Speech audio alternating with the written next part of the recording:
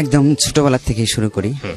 আমার ছোটবেলা কাটছে একদম মানে বিনা শাসনে আর কি। আমি ছোটবেলা থেকেই মানে খেলাধুলা পছন্দ করতাম বেশি। আর এই নাটক, যাত্রা, সিনেমা দেখা এগুলাতে খুব আগ্রহ ছিলাম আমি। এগুলা থেকে ছোটবেলা থেকে আমি এইগুলা নেশার মানে ছিলাম আর কি। ছোটবেলায় এগুলা মানে কোনো বাড়িতে যদি টিভি থাকতো ওই বাড়ি থেকে আমি মানে সরতাম না। আচ্ছা, টিভিতে মানে টিভিতে ছবি হইতো, ছবি দেখতাম। আর ওই যে প্রতি শুক্রবারে ছবি হইতো যে এগুলা দেখতাম। আর গ্রামের মধ্যে রাত্রের বেলায় ওই বিসিআরস এর যেগুলা বলে আর কি, ওই বিসিআরস এর 3 টাকার টিকিট কেটে না প্রায় আর কি প্রতি বৃহস্পতিবারে শুক্রবারে এরকম আইনা দেখতো। ওই রাত্রে 3 টাকার টিকিটে 3টা ছবি দেখাইতো, এগুলা দেখতাম। আর যদি কোথাও গ্রামে মাইক মারতো মানে যাত্রা অথবা নাটক মানে এগুলা হইতো, ওই জায়গার নামটা আমি শুনে রাখতাম। আচ্ছা, শুনে রাখলে পরে আর আমরা আমার মানে কয়েকটা সমবয়সী ছিল 4-5 জন। এই 4-5 জনে করতাম কি গ্রুপিং করতাম, গ্রুপিং করে ওদের সাথে 4-5 জনে গেতাম ওইখানে হাইটে হাইটে গেতাম।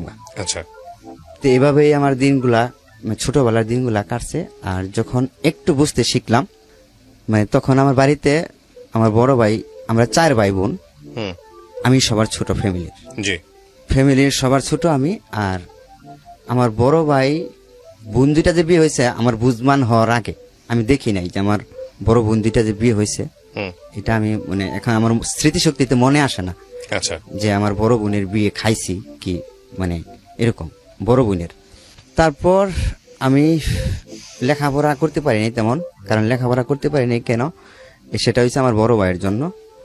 মানে বড় ভাই একটা মেয়ের সাথে সম্পর্ক করছিল, সম্পর্ক করাকালীন পরে ওইখানে আমার মানে ফ্যামিলিতে অনেক বড় আর্থিক মানে জরিমানা লাগে, ওরা মানহানি কেস করছিল। আচ্ছা, এমনি গ্রামে একটা বিচার হয়েছিল, ওই বিচারের মাঝখান থেকে মানে চেয়ারম্যান মেম্বার ওরা সবাই ছিল, ওইখান থেকে আমার বড় ভাইরে মানে উঠাইয়া নিয়ে আসছিল আমার মামা বিচার থেকে। উঠাইয়া নিয়ে আসার পরে পরে চেয়ারম্যান মেম্বাররা মানে বাদী হয়ে আর মেয়ের মা যেটা আর কি ওই মেয়ের সাথে সম্পর্ক করতো, মানে দেখা করতে যায় গ্রামে যা হয় আর কি, ওই মেয়ের সাথে দেখা করতে যায় সন্ধ্যাবেলা দেখা করতে যায় মানে গ্রামে আর কি মানে গুজব রটাইছে যে মেয়ের সাথে এরকম খারাপ কাজ করছে। তখন আমি মানে এতটা বুঝি না আর কি, এখন বুঝি যে বড় ভাই কেন দেখা করতে গেছে, কি কারণে গেছে এখন হয়তো বুঝি, তখন তার এত কিছু বুঝি নাই।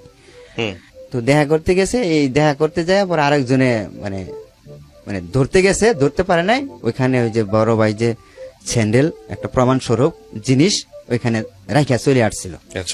পরে রাইখা চলে আসে, সেই প্রমাণ সূত্র ধইরা পরে মানে ওই মেয়েটার সাথে বিয়ে দেওয়ার জন্য পরে গ্রাম্য একটা সালিশ ডাকে।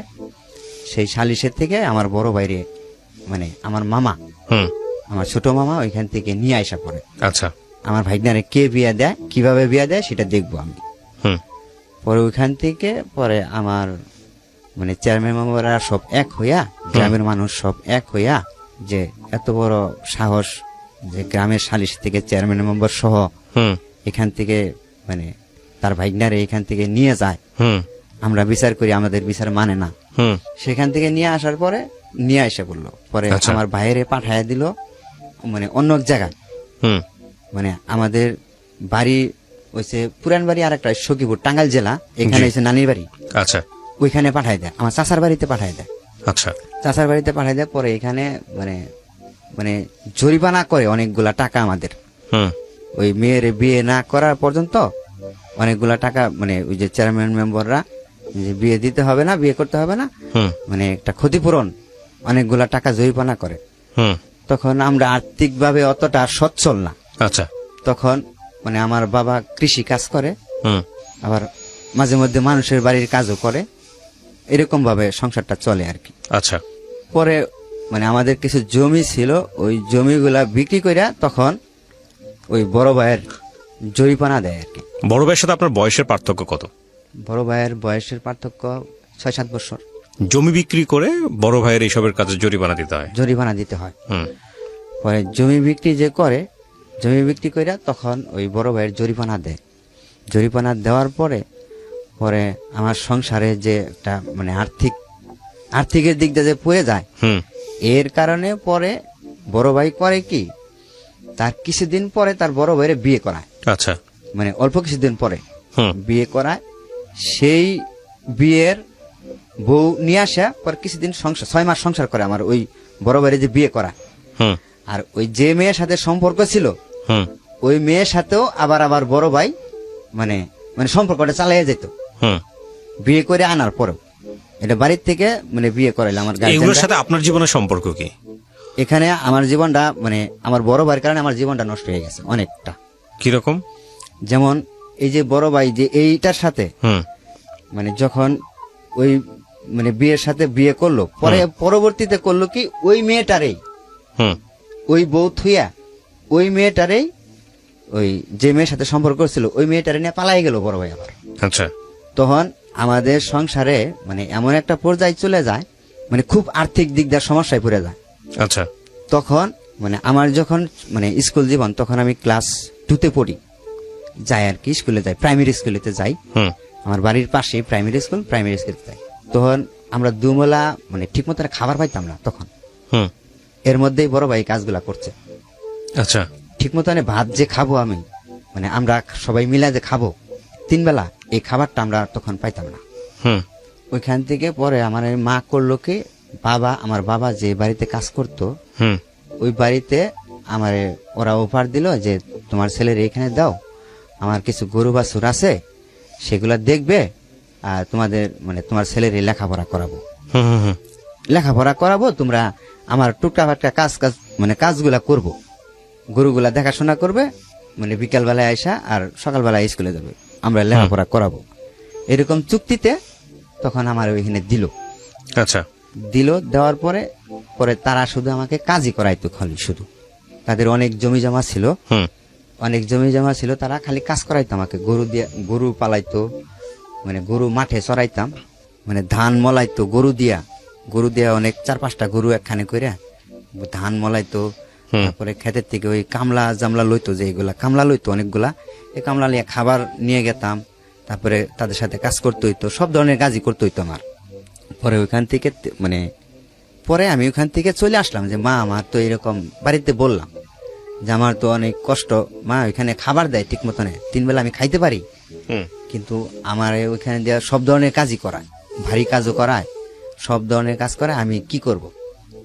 ওইখান থেকে চলে আসলাম আমি না কইয়া চলে আসলাম। পরে তারা ওইখান থেকে আসলো, আমার ওই যে মহিলার বাড়িতে কাজ করতাম আমি, যে ভাইয়ের বাড়িতে, পরে এই মহিলা আসলো, পুরুষ লোকটা না আসা মহিলা আসতো, আমি কাকি কইয়া ডাকতাম আর কি মহিলাটারে।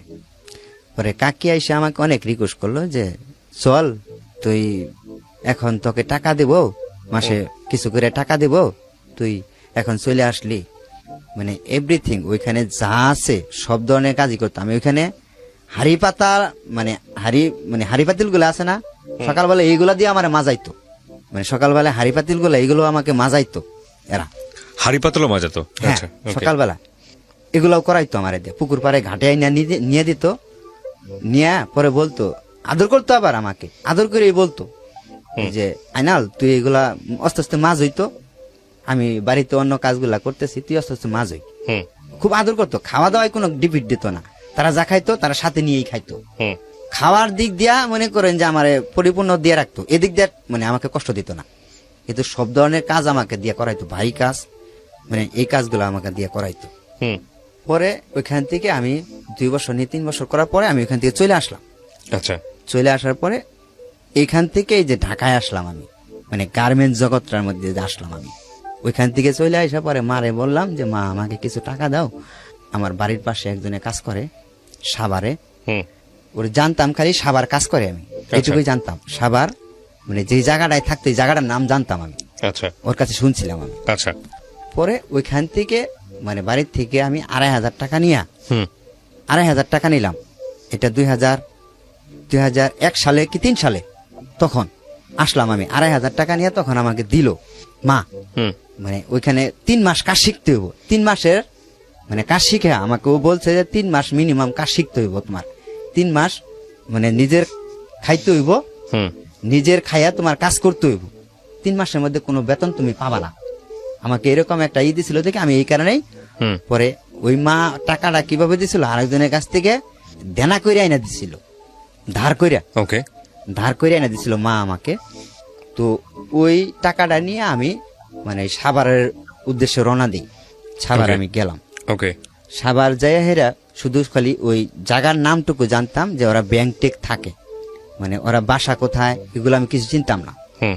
তখন এই আবদুল্লাহপুর আইসা এই দিক দিয়া কোন দিক দিয়ে যাওয়া লাগে মানুষের কাছে জিজ্ঞেস করতাম যে সাভার যাবো তো কোন দিক দিয়া, জিজ্ঞেস করে পরে আস্তে আস্তে গেতাম। হুম। পরে সাভার স্ট্যান্ডে যখন নামছি নাইমা তখন বেলা আসরুক্তের টাইম। নামার পরে পরে ওইখান থেকে আমি দোকানে বসে একটা রুটি আর একটা কলা খাইছি। হুম। পরে ওই মুরব্বী বেটা আমার দিকে বলে, তুমি বাড়ি কোথায় বাঁচতা? ওরা আমি বললাম যে আমার বাড়ি তো এই ময়মনসিংহ জেলা ভালুকা থানা। কয় তুমি কোথায় আসছো এখানে? হুম।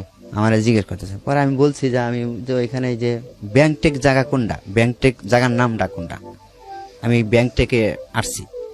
ব্যাংকটেক তো এই অনেক দূর, ওইখান থেকে রিক্সা নিয়ে আরো তোমার 10 টাকা ভাড়া লাগবো, হুম। বাস ভাড়া লাগবো সাভার স্ট্যান্ড থেকে। ওকে।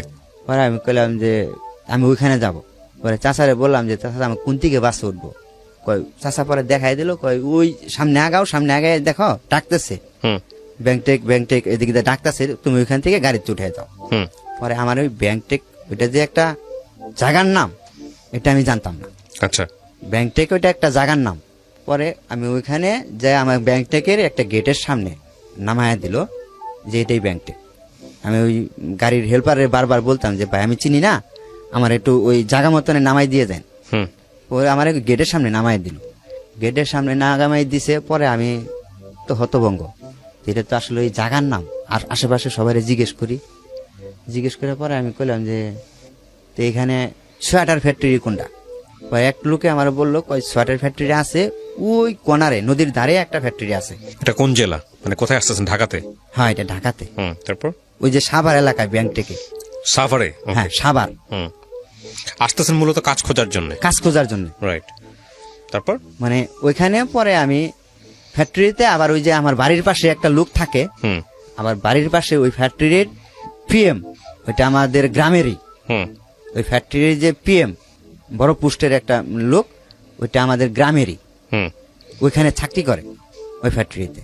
হুম। তো ওইখানে গেলাম আমি। যাওয়ার পরে ওইখানে মানে যাই ওই ফ্যাক্টরিতে যাই দেখি ছুটি হয়ে গেছে। তারপর? পরে ওইখানে ফ্যাক্টরি ছুটি হয়ে গেছে। পরে ফ্যাক্টরিতে পাইলাম না। পরে ওইখানে ঘুরে পরে আমি একটু সামনে আগাইছি। আমি নিয়ত করছি যে রাত হয়ে গেছে অনেক, রাত্রে 10টা বাজে। পরে আমি ভাবছি যে কোথায় থাকবো, ওদের বাসা তো পাইলাম না। ফ্যাক্টরিতে থাকলে হয়তো খবর দিলে মানে নিয়ে আসতো, কালকে সকাল ছাড়া তার হবে না। হুম। আমি নিয়ত করছি যে মসজিদে থাকবো আজকে, হুম। মসজিদে ঘুমাবো।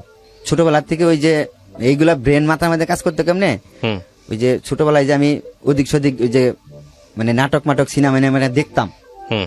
এগুলা আর কি মানে আমার একটা ব্রেনের মধ্যে কাজ করতো যে আচ্ছা। কোথায় থাকবো। পরে আমি কইলাম যে আমি মসজিদে ঘুমাবো আজকে। ওই মসজিদের পাশে গেছি। পরে আমার বাড়ির পাশে দিয়ে আরেকজন ওই পেঁয়াজি টেয়াজি সিঙ্গারা টিঙ্গারা এগুলো বেচতেছে।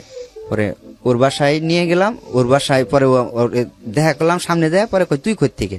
পরে আমি কইলাম যে আমি তো এরকম বিষয়, আমি তো বিল্লালের বাসায় যাবো। কয় বিল্লালের বাসা তো অনেক দূরে, কয় এখন তো আর সম্ভব না, আমি দোকান করতেছি, কয় এখন আমার বাসায় চল, পরে কালকে তোরে দেখা করে দিব, কালকে দেখা করে দিব।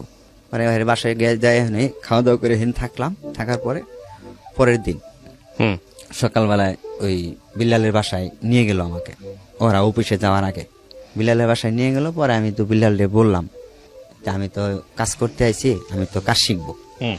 কাজ শিখবো, আমাকে কাজ শিখিয়ে দেন, কিভাবে কাজ শিখতে হয়, কিভাবে কি করতে হয়। আমনের উপরে আইছি আমি, আমার তো এখানে আর কেউ নাই, আম্মা আমনের কাছে পাঠাইছে, আপনি আমার কাজ শিখিয়ে দেন। পরে ওরা আমাকে ওই সোয়েটারে মানে কাজ শিখতে হয়, মানে হাতে কাজ করতে হয়, কাজটা নিজের খরচে খাইয়া শিখতে হয়। ওইটা প্রোডাকশনের কাজ। ওইটা প্রোডাকশন যখন আপনি দিবেন তখন থেকে আপনার ওইখানে আমাকে মানে ওই ফ্যাক্টরিতে হুম। ওইখানে আমার মানে গেট পাস হইল না, হুম। মানে কাজ শিকার মতো অনুমতি হইল না। আচ্ছা। হইল না। পরে আমি নিজে বাজে পরে ওর পাশেই ওই সাদাপুর, ওই সাভার এলাকায় সাদাপুর একটা গ্রামে নতুন একটা ফ্যাক্টরি চালু হইলো। পরে আমি ওইখানে গেলাম। যাওয়ার পরে ওইখানে মানে কাগজপাতি জমা দিয়ে কাজ শিকার গেট পাস বের করলাম আমি নিজে বাজে। হুম। কাজ শিকার গেট পাস বের করে পরে ওইখানে কাজ শিখলাম। কাজ শিকার পরে ওইখানে আমি প্রথম বেতন পাইলাম 2600 টাকা মনে হয়। হুম। কাজ শিকার পরে 2600 টাকা বেতন পাইলাম। 2600 টাকা বেতন পাইয়া পরে মারে ফোন করলাম। হুম আমি মানে তখন ওই যে হুম 60 টাকা মিনিট লাগে নাকি ফোন করতে, হুম ওই ফোন দিয়া ফোন করলাম বাড়িতে যে মা আমি তো কাজ শিখছি, এটা 2 মাস পরে মনে হয়, আমি তো কাজ শিখছি, কাজ শিখা এত টাকা বেতন পাইছি। হুম পরে ওই যে আমি বাড়ির থেকে 4,000 টাকা আনছিলাম, এই দৌড়াদৌড়ি পাইরা মানে তখন ওখান থেকে অনেকগুলো টাকা খরচ হয়ে গেছে আমার। আচ্ছা পরে বাড়িতে মনে হয় আমি কিছু টাকা দিছিলাম, ওইখান থেকে কিছু টাকা দিয়া পরে আমি বাড়িতে পাঠাইছিলাম, ওই বিলালে যে বাড়িতে গেছিল ওর সাথে আমি পাঠাইছিলাম, পরে আমি আর যাই নাই। পরে ওখান থেকে মানে ফ্যাক্টরিটা বন্ধ হয়ে গেল, পরে ওখান থেকে আবার রিটার্ন বাড়িতে আসলাম। হুম রিটার্ন জি। ফ্যাক্টরিটা বন্ধ হওয়ার পরে রিটার্ন বাড়িতে আইসা পরে বাড়ির পাশে একটা ফ্যাক্টরি চালু হয়েছিল ভালুকাতে, আমাদের ভালুকায় একটা ফ্যাক্টরি চালু হয়েছিল, ওইখানে আমি 1 বছর চাকরি করছি। চাকরি করাকালীন ওইখান থেকে পরে ব্যাগে যখন আসলাম গাজীপুরে, হুম গাজীপুর থেকে আমার এই মানে এই সম্পর্কটা শুরু হইলো আর কি। কিসের সম্পর্ক? ওই বডি ফ্যাশন ফ্যাক্টরিতে যখন চাকরি নিলাম, চাকরি নেওয়ার কিছুদিন পরেই হুম মানে আমি ওই ফ্লোরের মধ্যে একই ফ্লোরে 2টা বাক্স ছিল আর কি, একটা ফ্লোরেই 2টা বাক্স ছিল, জি ওইটা ওই পাশে এক সেকশন, এই পাশে এক সেকশন, আচ্ছা মানে পাশেই বসে মানে উনারা কাজ করতো, আমি মানে ম্যানুয়ালে মেশিনে হুম। কাজ করতাম, হুম মানে দাঁড়ায় দাঁড়ায় দেখা যাইতো, উনি আমাকে দেখতো আমি উনাকে দেখতাম। হুম আমি মাঝে মধ্যে বাহির থেকে যে কেক টেক নিয়ে যে খাইতাম, হুম খাওয়ার পরে উনি জিজ্ঞেস করতো তুমি বাসায় ভাত খাও না? এটা উনিটা কি একটা মহিলা নাকি একটা পুরুষ? মহিলা মহিলা, আচ্ছা একজন মহিলা আপনাকে জিজ্ঞেস করতো। করতো। এই মহিলাটাকে আপনি আগে থেকে চিনতেন না? না, আগে থেকে চিনতাম না, আচ্ছা তারপর? আগে থেকে চিন্তাম না। পরে আমি উনারে খালা বিলা ডাকলাম যে খালা আসলেও আমি তো মেসে খাই, হুম মেসের ওই ডাল ভাত গুলা আমার মানে প্রতিদিনই কন্টিনিউ খাইতে হয় সকালবেলা, হুম ডাল ভাত তো আমি খাইতে পারি না, হুম মানে ডাল আলু ভর্তা এটা প্রতিদিনই আমার ভালো লাগে না, আচ্ছা। খাইতে পারি না। আচ্ছা তা আমি কেক টেক আইনা খাই, টিফিন করি 10টার সময়। হুম পরে এক কথায় 2 কথায় তাদের সাথে মানে ভালো একটা সম্পর্কে গেলাম আর কি, হুম একটু ফ্রি হইলাম। হুম ফ্রি হওয়ার পরে ওই মানে খালাকে ডাকতাম, যে ওই খালা একদিন আমাকে অফার করলো যে তুমি তো মেসের খাবার খাইতে পারো না, তা আমি তো এখানে ফ্যামিলি নিয়ে থাকি, আমার 2 মেয়ে 1 ছেলে নিয়ে থাকি এখানে, হুম তোমার খালু আছে এখানে, তে তুমি কিছু যদি মনে না করো তাহলে আমার এখানে খাইতে পারো, তুমি হুম মাসে কিছু টাকা দিও। ওকে পরে আমি ওইখানে পরে কইলাম যে ঠিক আছে খালাতে, আমার তো আগে ওই মেসের ওইখানে ই করতে হইব, মেসেরে না করে দিয়া পরে আপনার ওইখানে বলতে হইব। হুম ওইভাবেই ওই খালার সাথে ওইখানে চুক্তি কইরা ওই খালার ওইখানে খাওয়া শুরু করলাম, মাসে কিছু মানে টাকা দিয়া থাকি আরেক জায়গায়, খাই ওইখানে 3 বেলা ওইখানে এসে খাই। হুম 3 মেয়ে 1 ছেলে নিয়ে থাকে। পরে যে খালার যে মেয়েগুলা 3 মেয়ে যে আমাকে ভাই বিলে ডাকতো আর কি, ওইখানে আমি 3 বেলা যায় টাইম টু টাইম খাইতাম, খালি সকালে মানে অফিসে যাওয়ার আগে 8টার আগে ওইখানে খাইতাম, আর দুপুরে লাঞ্চ টাইম এসে 1 ঘন্টা লাঞ্চ টাইম ওইখানে খাওয়া দাওয়া করতাম। হুম আর বিকালে 9টা 10টা ছুটি হইতো, 9টার সময় ছুটি হইতো, 10টায় ছুটি হইতো, এই সময় এসে খাওয়া দাওয়া করে আমি আলাদা জায়গায় থাকতাম, ওইখানে যেয়ে থাকতাম, হুম মানে ওইখানে খালি 3 বেলা খাইতাম খালার ওইখানে। আচ্ছা পরে ওইখানে প্রায় 1 বছর খালার ওইখানে খাওয়া দাওয়া করলাম।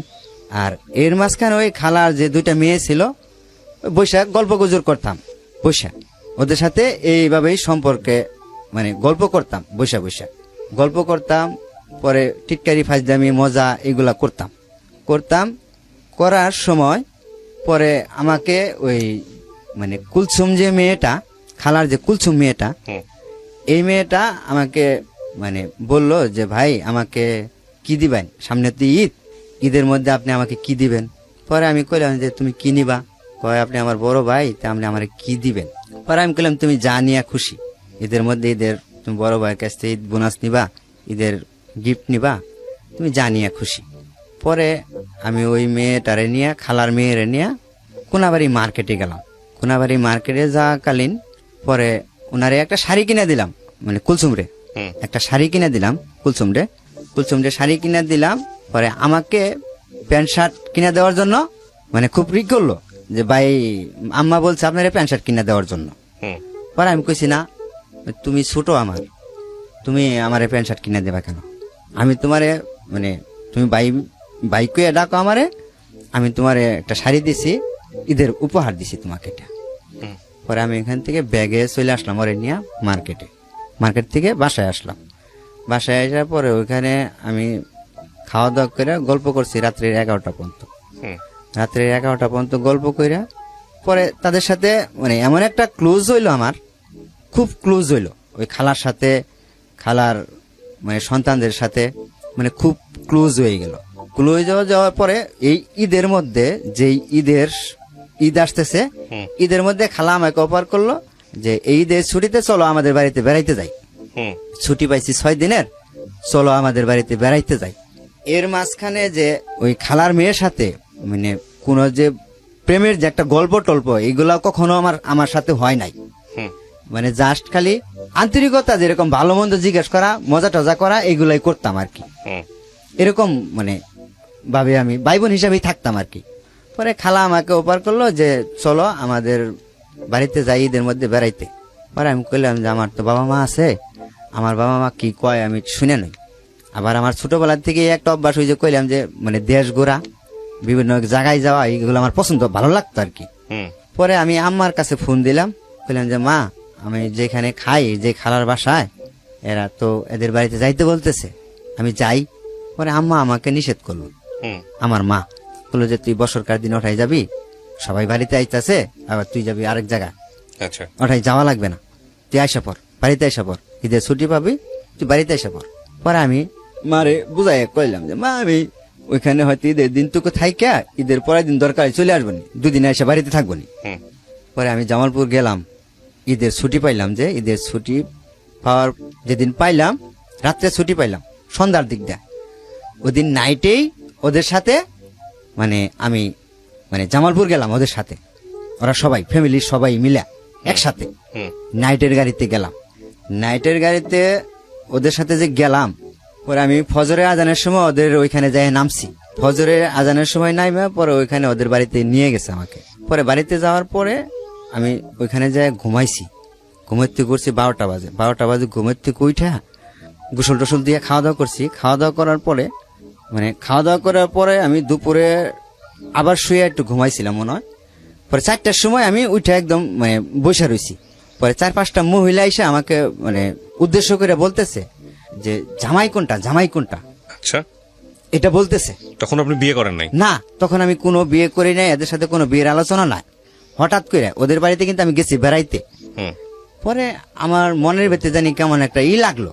পরে আমি ওই মহিলারে আগায় যায় মানে একটু আড়ালে যায়, টাগায় যায় জিজ্ঞেস করছি, বয়স তেমন না আর কি, ভাবিকে ডাক দিছি যে ভাবি একটু শুনবেন, আপনি একটু আগে যে একটা কথা বললেন জামাই কোনটা, জামাই কোনটা, এই কথাটা কেন বললেন? পরে আমারে বলতেছে কয় কে তুমি কুলসুমরে বিয়ে করতে আসো নাই?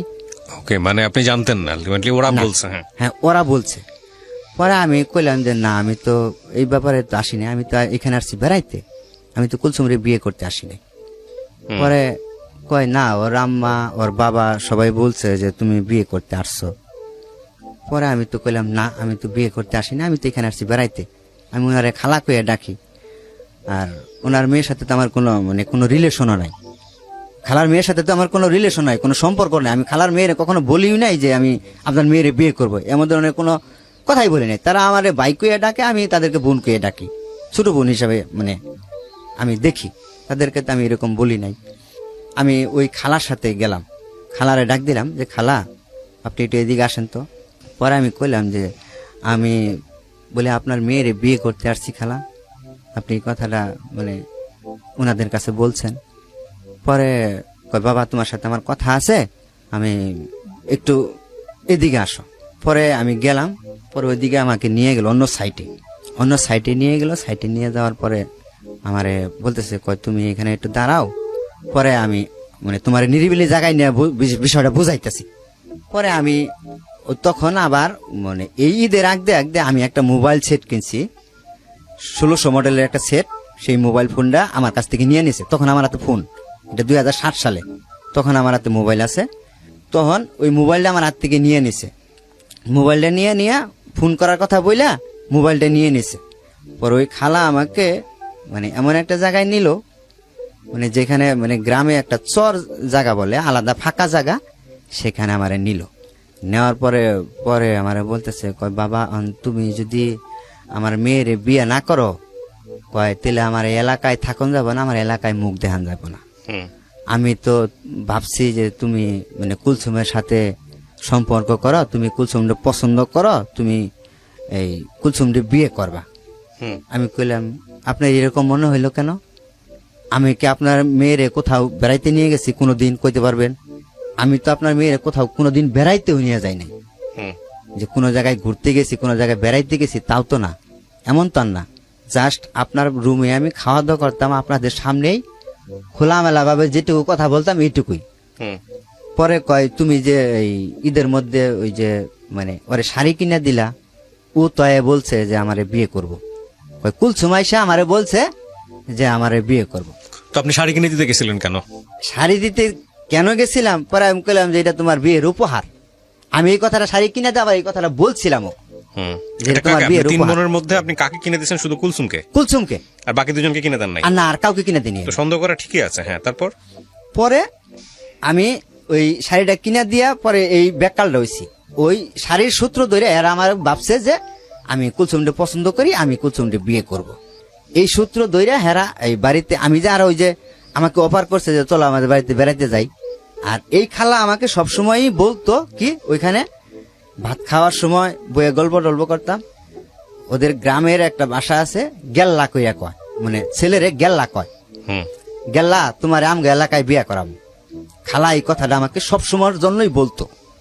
হুম যে ঠিক আছে, এবার নিজের মেয়েরই দিয়ে দিছে। হ্যাঁ হ্যাঁ, যে এই কথাটাই সবসময়ের জন্য আমাকে বলতো। হুম পরে ওইখানে ওই খালা করছে কি, পরে ওইখানে যে ওই যে আমার নিয়ে গেল, নিয়ে যাওয়ার পরে এরকম মানে আমাকে এরকম বুঝাইতেছে, বলতেছে যে তুমি যদি বিয়ে না করো তাহলে আমি তো এরকম মনে করছি যে তুমি আমার কুলসুমরে পছন্দ করো, তোমরা দুজনের সম্পর্ক আছে, তোমরা বিয়ে করবা। হুম এখন কি, এরপর আপনি কি করলেন? পরে আমার মানে ডাইরেক্ট আমার হাতে পায়ে ধরে মানে কান্নাকাটি শুরু করে দিছে। হুম পরে আমি কইছি খালা আপনি কান্দেন কেন? আমি তো আপনার মেয়ের কখনো বলি নাই যে বিয়ে করব, এরকম মানে সিচুয়েশন পরিচয় হয় নাই, এরকম মানে পরিবেশ হয় নাই যে আপনার মেয়েকে আমাকে বিয়ে করতেই হবে, হুম এরকম পরিবেশ মানে এখনো হয় নাই। আমার বাড়িতে বাবা আছে, মা আছে, ভাই বোন সবাই আছে। আপনার মেয়ের আমি বিয়ে করে নিয়ে বাড়িতে উঠাইতে পারবো? আর আমার বইয়ের বয়স হয়েছে এখন, আমার বিয়ের বয়স তো এখন হয় নাই, আমার বয়স কেবল 17-18 বছর, আমার বিয়ের বয়স হয় নাই। তো যদি আমার বিয়ে করার ইচ্ছুক থাকে তে আমার গার্জিয়ান আছে, আমি তাদেরকে বলবো, তারা আমার জন্য মেয়ে দেখবে, তারা তাদেরকে মেয়ে দেখে আমি পছন্দ করে বিয়ে করব, এরকম বলছি। পরে ওইখানে রাত্রে 10টা পর্যন্ত এই খালা কান্নাকাটি আমার মানে হাতে পায়ে ধরে, তুমি যদি আমার মেয়ের বিয়ে না করাতে আমার মেয়ে বিষ খাবো, এইটা খাবো সেইটা খাবো, মানে কত কিছু দেয়া যে। তখন আমার মাথার মধ্যে উল্টা একটা কাজ করলো কি, আমি এখান থেকে বিয়ে হয়তো আমার দিল, আমি যদি বাড়িতে না নিয়ে যাই, এদের সাথে প্রকাশ না করলাম, আমি এটা আমি মনে মনে মানে একটা বুদ্ধি করলাম যে রাত যত গভীর হইতেছে, এরা যদি আমি মানে মানে আমার মাথায় ভয় ঢুকে গেল কেন, যে আমার মানে এখানে আমি পরিচিত নাই, কেউ নাই পরিচিত, হুম শুধু তাদের বাড়িতে আমি ঢাকার থেকে পরিচয় হিসাবে এখানে আসছি। আমি যদি আমার রাত্রে মারধর করে, এরকম মনের ভিতরে ভয় নিয়ে পরে আমি তাদের কথায় কইলাম যে ঠিক আছে, আপনারা ধরেন বিয়ে দেওয়ার জন্য পাগল হয়ে গেছেন, আমরা মেয়ে যখন বিয়ে দেওয়ার পাগল হয়ে গেছে, যে আপনার বিয়ে দেন। পরে এই কথা বইলা আমাকে বাড়িতে নিয়ে আসলো। বাড়িতে নিয়ে এসে দেখি মানে তারা সবকিছু অ্যারেঞ্জ করে নিছে, বাড়িতে কাজী মানুষজন সবকিছুই। পরে আমি একটা সেন্টু গেঞ্জি গাইদা ভাই ওইখানে বাড়িতে যাইয়া ওই খালার সাথে যাইয়া উঠানের মধ্যে পাটি পুটি বিছাইয়া ওই মেয়েরাও সাজাই সুজাই রাখছে তারা। হুম এই খালা এই ফাঁকে আমাকে নিয়ে যে কথা বলছে রাত্রে 10টা-11টা পর্যন্ত এই চটানের মধ্যে কান্নাকাটি কইরা, এরা এমন দেয় এই মেয়েটা সাজায় রাখছে কুলসুমটা হুম সাজায় রাখা। পরে আমার রাত্রে 12টার সময় মানে বিয়ের পিড়িতে একটা সেন্টু গেঞ্জি গায়ে দিয়া, মানে নতুন একটা সেন্টু গেঞ্জি গায়ে আর লুঙ্গি পরনে, হুম মানে গরমের দিন তো সেন্টু গেঞ্জি গায়ে ছিল আমার। পরে আমি ওইখানে এসে বসলাম, বসার পরে ওইখানে ওদের একটা স্বাস্থ্য ভাই ছিল, ওই কুলসুমের স্বাস্থ্য ভাই ছিল, সে আমার নাম ধরে বললো জাইনাল তুমি এই পশ্চিম দিকে ঘুরে এইখানে সামনে বসো। হুম তা আমি ওখানে কোনো কথা বলতেছি না, ওরা যা বলতেছে যা করতেছে মানে ওদের কথা মতো চলতেছি। পরে যখন মানে কাজী সাহেব আমাকে জিজ্ঞেস করলো যে তোমার এই ভয় ভীতি দেখায় কি বিয়ে করতেছে, বিয়ে দিতেছে এরা? তখনও কি আপনি স্যান্ডো গেঞ্জি পরা? হ্যাঁ, তখন আমি সেন্টু গেঞ্জি পরা। ওকে। তখন আমার মাথার মধ্যে কাজ করতেছে না যে আমি কি করতেছি, হুম মানে এই মহিলার কান্না কাটিয়ে এই মহিলার মানে এত কিছু করাতে আমার মাথার মধ্যে এতটুকু জ্ঞান আসতেছে না যে আমি কি করব এখন, মানে এইটুকু সেন্স আমার মানে হারাইয়া গেছে। পরে মানে আমার মাথার মধ্যে সেন্সটুকু আসতেছে না, আমি কাজীর মুখের দিকে চাই রয়েছি যে আমি এখানে কি বলবো। মানে আমার ভিতরে একটা ভয় ঢুকে গেছে নিজের থেকেই, যে আমি যদি এখানে আসলেও না করি, এখন তো রাত গভীর, 12টা 1টা বাজে গেছে গা, যদি মার দূর শুরু করে কি বলবো আমি। পরে আমি কাজীরে বলছি যে না, আমি ইচ্ছা করে বিয়ে করতেছি, এই কথাটা বলছি। পরে কাজী আমার মুখের দিকে চাইছে, পরে আমার ভোটার আইডির ফটোকপি চাইছে। পরে আমি কইছি যে ভোটার আইডি তো আমার নাই, আর ভোটার আইডি আছে কিন্তু আমি অস্বীকার করছি, নাই আমার কাছে, মানে আমি কইছি নাই। পরে ওইখানে তারা মানে কিভাবে কি কইরা জানি 1 লাখ টাকা, মানে 1 লাখ টাকা কি জানি করলো, তখন মানে কাবিন করলো 1 লাখ টাকা, কত টাকা জানি ওয়াসিল দিল। পরে এগুলা দিয়ে হাইরা পরে আমার মানে টিপ নিল, সিগনেচার নিল, নিয়ে হাইরা ওই কালেমা পড়াইলো, কালেমা টালেমা পড়াইয়া পরে তাদের যে মেয়ে মানে একটা ঘরের মধ্যে 2টা চৌকি, মানে 2 চৌকির মধ্যে 1 চৌকির মধ্যে বাসর ঘর সাজাইছে তারাই, মানে কোন রকম একটু ইটি দিয়া তারাই মানে সাজাইছে 1 চৌকির মধ্যে। পরে ওইখানে নিয়ে দিল, মেয়ে ছেলে একসাথে বিয়ে পড়ায়া তারা ওই একটা ঘরের ভিতরে আমাকে ওই যে চৌকি, এক ঘরে 2 চৌকি যে আলাদা পশ্চিম সাইডের চৌকিটার মধ্যে আমারে আরো মেয়েরে দিল। তা আসলে ভাই তখন আমার মনে হইতেছে যে আমি কি হইলো, মানে তখন মার কথা মনে করি আমার শাড়ি কিনে দেওয়ার স্বাদ মিটে গেছে আর কি। হ্যাঁ, তারপর পরে মার কথা মনে করে মা যে আমাকে বারবার নিষেধ করলো যে তুই বাবা ওইখানে যাইস না, বছরকার দিন এখানে চইলা বাড়িতে চইলা, তুই এখানে যাইস না। মার কথা মনে করে আমার অজরে কান্না আসতেছে, মানে আমি খুব কানলাম ওইখানে, মানে কানলাম। পরে ওই বাড়ির মানুষজন সবাই আসলো, কুলসুমের চাষিরা আসলো, কুলসুমের ওইখানে পুরুষ লোক নাই, সব মহিলারাই, মানে ওই বাড়িতে কোনো পুরুষ লোক বলতে খালি ওই যে ওর চাস্তো ভাই যেটা এটা ছিল, আর কোনো মানে ওর চাচারা এরা কেউ মানে আসতেছে না। এই মহিলারা এসে আমাকে মানে সান্ত্বনা মান্তনা যেটুকু দেওয়ার দিচ্ছে আর কি, যে আসলে তুমি তো এখন বিয়ে করে ফেলাইছ, এখন কান্নাকাটি করে কি করবা। আমি ওইখানে পরের দিন মানে ওইভাবেই ঘুমাইলাম, ওইখানে কান্নাকাটি করে আমি ঘুমাই গেলাম। পরের দিন সকালবেলায় আমি উঠলাম ঘুমের থেকে, উইটা পরে আমি একটা কথা চিন্তা করলাম যে আমি যে বিয়ে আমাকে দিছে, যে আমি কথা যদি বাড়িতে জানাই তো আমার বাড়িতে মা খুব খারাপ অবস্থা হবো। পরে আমার বিয়ের বিষয়টা আমি বাড়িতে গোপন রাখলাম, আমার বিয়ের বিষয়টা যে এরা যে আমাকে জোর করে বিয়ে দিছে এরকম করে, এই বিষয়টা আমি বাড়িতে গোপন রাখলাম। গোপন রাখাকালীন পরে আমারে মানে কুলসুমরে যে বিয়ে করলাম, বিয়ে দিল, এই বিয়ে বউ লইয়া আমি ওইখানে, আমি যে জায়গায় চাকরি করতাম আগে গাজীপুরে যে চাকরি করতাম, ওইখানে আর ওরে নিয়ে আমি ওই বললাম যে আমি ওইখানে আর যাবো না, আমি অন্য জায়গায় যাবো, ওরে নিয়ে আমি ওইখানে যাব না। ওইখানে গেলে আমার এলাকার লোকজন থাকে, ওইখানে জানাজানি হইব জাইনাল বিয়ে করে লইছে। পরে আমি ওইখানে মানে আমার শাশুড়িরে বললাম, তখন আমার শাশুড়িরে বললাম মানে আমি ওইখানে যাব না, আমার অন্য জায়গায় মানে যাওয়ার ব্যবস্থা করেন।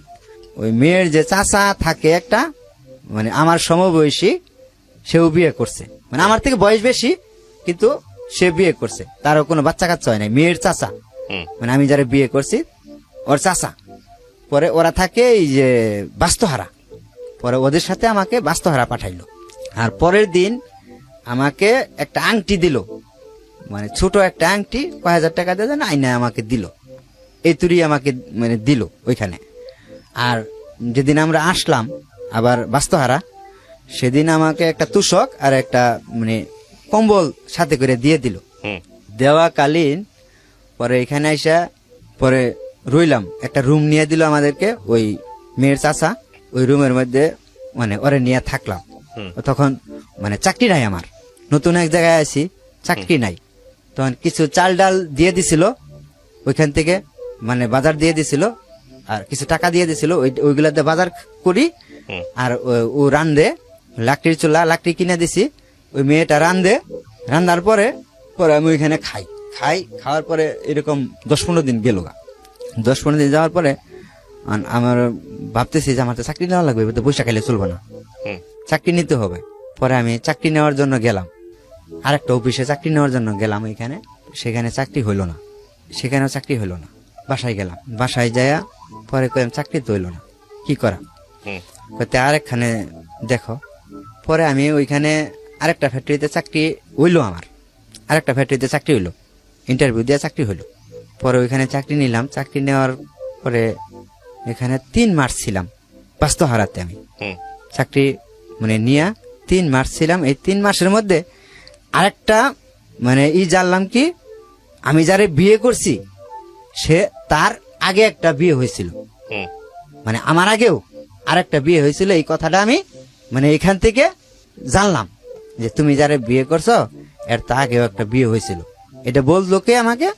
মেয়ের যে চাচি আছে না, এই মেয়ের চাচি আমাকে বললো যে তুমি যারে বিয়ে করছো। এটা কয় মাস পরে জানলেন বিয়ের? এটা 3 মাস পরে, এটা 3 মাস পরে আমি জানলাম। জানার পরে পরে আমি তখন থেকে একটা সিদ্ধান্ত নিয়েছিলাম যে এই মেয়ে আমার বাড়িতে যাবে না। মানে মনে মনে একটা সিদ্ধান্ত নিয়েছিলাম যে এই মেয়ে আমার বাড়িতে যাবে না। এরা আমার সাথে ফ্লট করে বিয়ে দিছে, এটা আমি ফ্লট করে এখান থেকে রেখে যাব, মানে এরকম একটা মাথার মধ্যে আমার কাজ করলো। হুম পরে আমি ওইখান থেকে পরে ওরে বললাম যে তুমি তোমার আম্মার কাছে যাও, আমি অন্য জায়গায় চাকরি করব। তোমার আম্মার কাছে যাও, আমি অন্য জায়গায় চাকরি বাকরি নিয়ে পরে রুম টুম নিয়ে পরে তোমার ওইখান থেকে নিয়ে আসিল। হুম আমি ওরে পাঠাইলাম ওইখানে। পরে ও তো যাবে না, আমার ছাড়া যাবে না, বুঝতে পারছেন? হুম ও আমার ছাড়া যাবে না। আমি ওরে পাঠাইতে চাই, ও যাবে না। আমি কইলাম যে তুমি যাবা না কেন? তুমি ওইখানে যাও, তোমার আম্মা তো এখানে চাকরি করতেছে, তুমি ওইখানে কিছুদিন থাকো, আমি কিছুদিন এখানে চাকরি নিয়ে একটা বেতন পাই তোমার যাই নিয়ে আসবো অন্য জায়গায়। মানে ও আমার ছাড়া যাবে না, যাবেই না। তখন আমার ভিতরে একটা কাজ করতো কি, তখন ওই বাড়ির থেকে আমাকে ফোন দিত বারবার। ওই যে বাড়িতে যে আমি যাই নাই 5-6 মাস ধরে আমি বাড়িতে যাই না, মা আমাকে ফোন দেয়, বড় ভাই আমাকে ফোন দেয় যে কিরে তুই বাড়িতে আসস না কে, তোর কি হয়েছে? কিন্তু এদিক দিয়ে যে আমি জালে ফাইসা গেছি এটা হেরা কেউ জানে না। হুম বাড়ির থেকে আমাকে ফোন দেয়, আমি বলি যে আসবো এই মাসে না, সামনের মাসে বেতন পেয়ে আসবো। এরকম খালি মিথ্যা কথা কইয়া বাড়াই বাড়াই রাখতেছি। পরে আমি এখান থেকে যাই হোক পরে ওইখানে গেলাম। আমি এটা 5 মাস নিয়ে 4 মাস পরে আবার 4-5 মাস পরে আমি যে জায়গায় আগে থাকতাম, যে জায়গার থেকে ওই যে ওদের সাথে সম্পর্ক হইলো, হুম ওই জায়গায় গেলাম গাজীপুরে চৌরাস্তা। ওইখানে কুলচন্দ্রে নিয়ে গেলাম।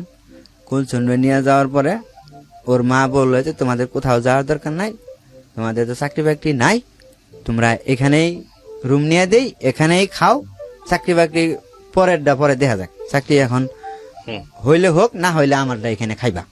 আমার এরকম বলতেছে। ও মানে তাতে রাজি। আমি যারে বিয়ে করছি কহ আমি আমার সাথে থাকবো, তুমিও থাকবা। হুম কয় তোমার চাকরি করা লাগবে না, যখন চাকরি হয় তখন, এখন তো তোমার চাকরি নাই, তুমি কি খাওয়াইবা, আমাকে এইগুলা বলতেছে। পরে আমি কইলাম যে কথা তো ঠিকই, আমার অন্য জায়গায় যে নিয়ে যাব খাওয়াবো কি? পরে আমি ওইখানে রাইখা পরে আমি কইলাম যে বাড়ির থেকে আসি, তোমার এখন বাড়িতে নিয়ে যাওয়া যাইব না, আমি বাড়ির থেকে আসি, তুমি বাড়িতে গেলে এখন সমস্যা হইব, তোমার বাড়িতে পরে নিতে হইব, বাড়িতে বুঝাই।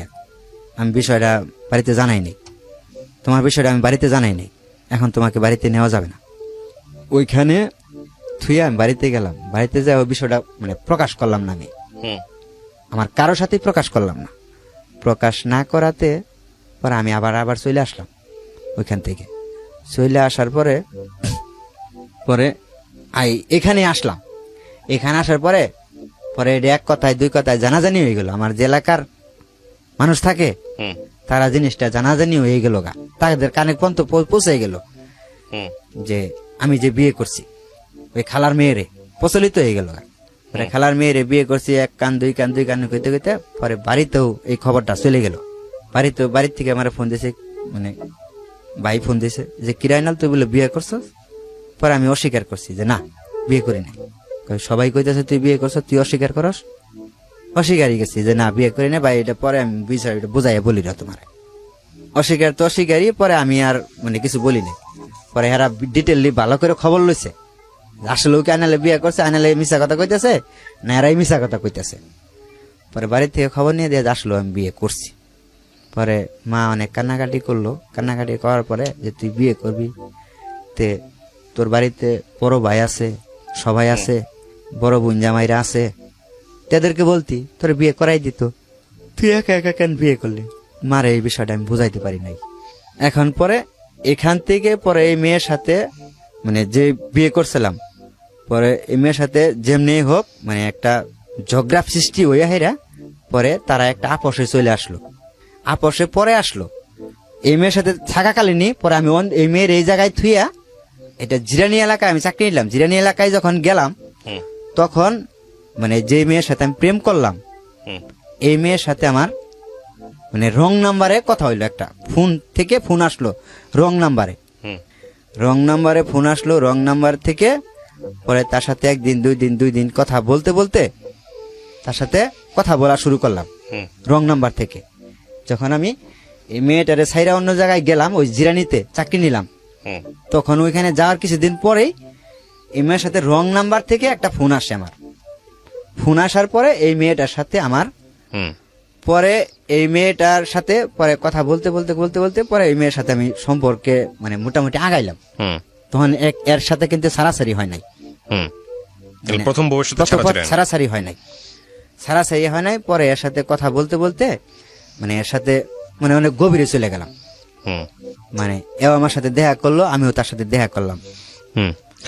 আমি কয়েকটা প্রশ্ন করতে চাই আপনাকে, প্রশ্নের উত্তর দিলেই হবে। আপনি এই মেয়েটাকে কি পরবর্তীতে বিয়ে করেছেন, যে মেয়েটার সঙ্গে আপনার পরিচয় হলো? হ্যাঁ। মেয়েটাকে জানাইছিলেন, দ্বিতীয় স্ত্রীকে জানাইছিলেন যে আমার একটা প্রথম স্ত্রী আছে? হ্যাঁ। জানাইছিলেন? হ্যাঁ। আপনি বিবাহিত এটা জানিয়েছিলেন? হ্যাঁ। জানার পরে আপনি তাকে বিয়ে করেছেন? হ্যাঁ। এবং সে বিয়ে করছে আপনাকে? হ্যাঁ। সে কি ম্যারিড ছিল? তারও কি বিয়ে ছিল? হ্যাঁ। ও ওকে। আপনার প্রথম স্ত্রী জানতো যে আপনি এরকম একটা কাজ করছেন? তাকে জানাইছিলেন? না, সেটা পরে জানাইনি। আচ্ছা, আপনার প্রথম স্ত্রী জানলো কিভাবে?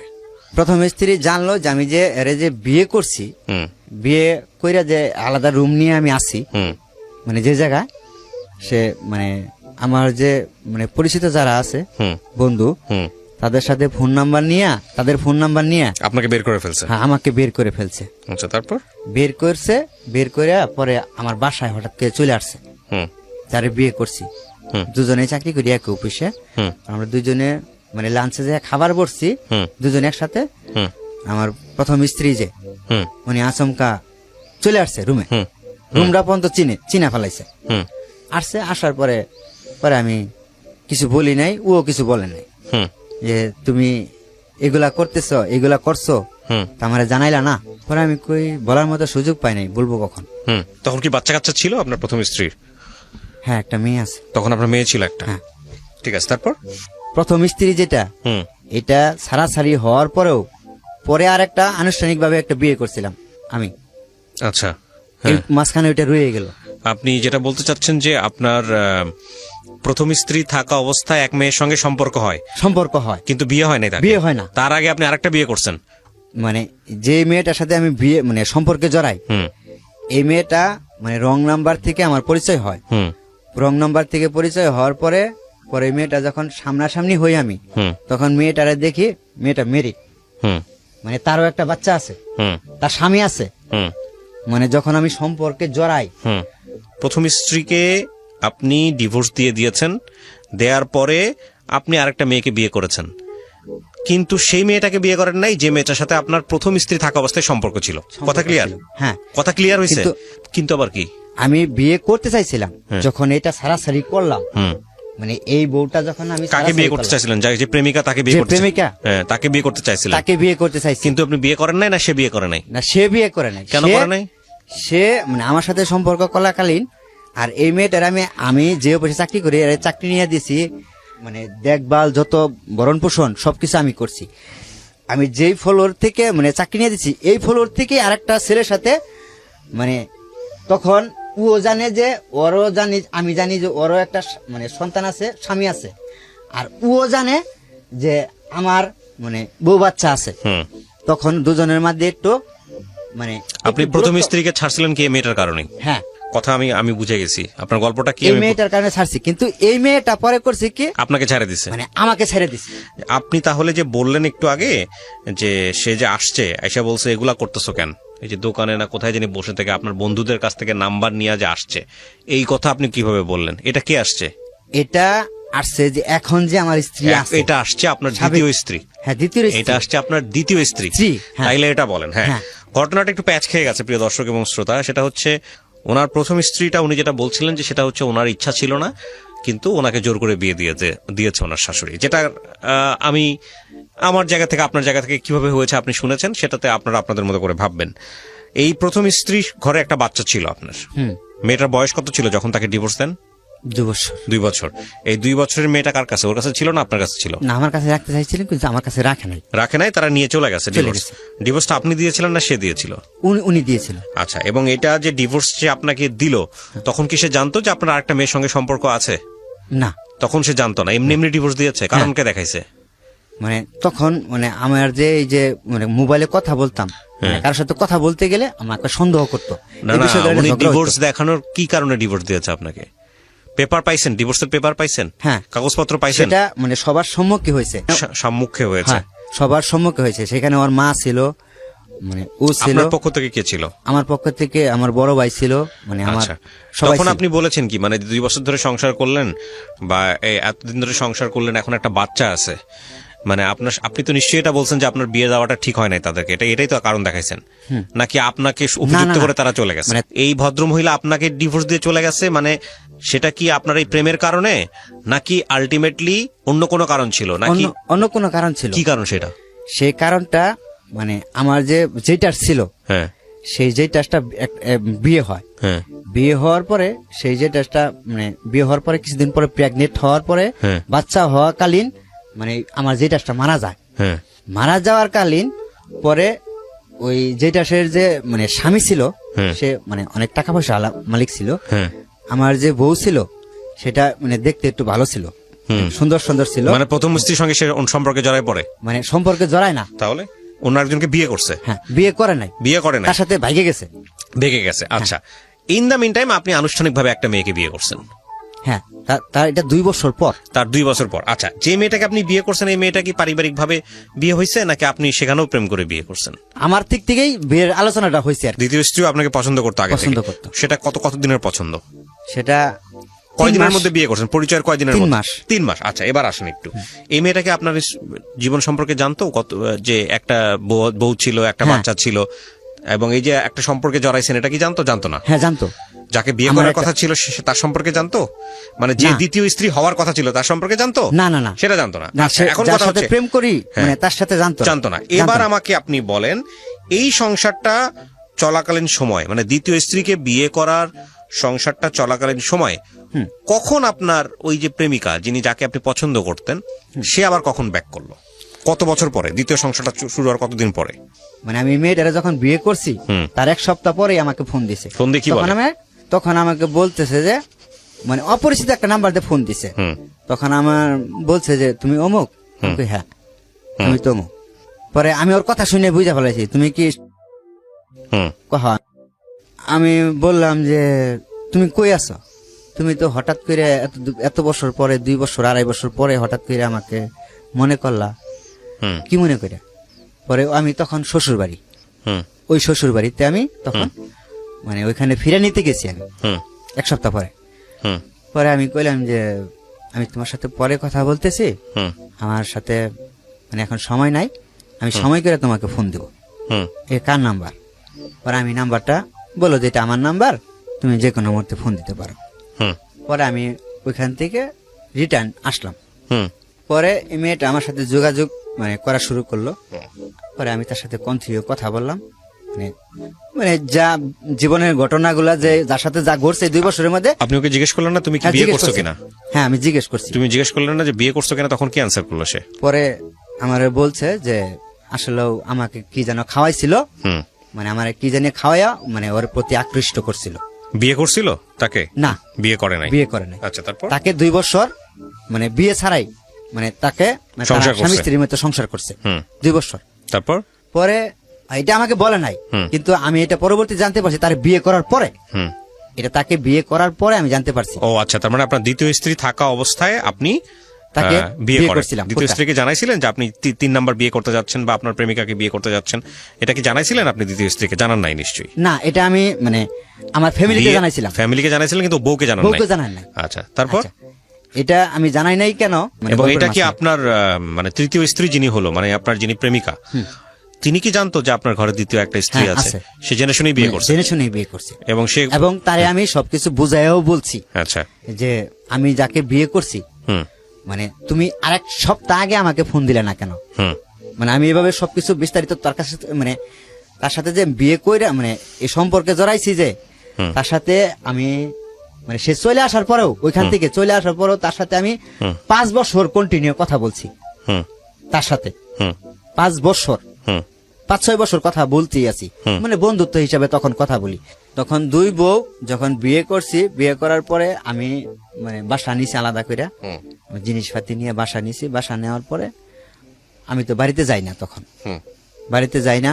তখন সে সন্দেহ করছে যে আমি বিয়ে করছি। হুম এই মেয়েটার সাথে আগেও কথাবার্তা বলতো, হুম আমার ও যে ওয়াইফ, মেজো বউটা, হুম। এটা জানতো যে মানে আমি এই মেয়েটারে বিয়ে করব, এরকম মানে হুম। মানে সম্পর্ক যে তার সাথে, এটা সে বুঝা ফেলাইতো, হুম। বুঝতো। হুম কিন্তু তারা যে বিয়ে করবো এই জিনিসটা বুঝতো না সে কখনো। তার সাথে আমি কথা বলে এই জিনিসটা সে জানতো।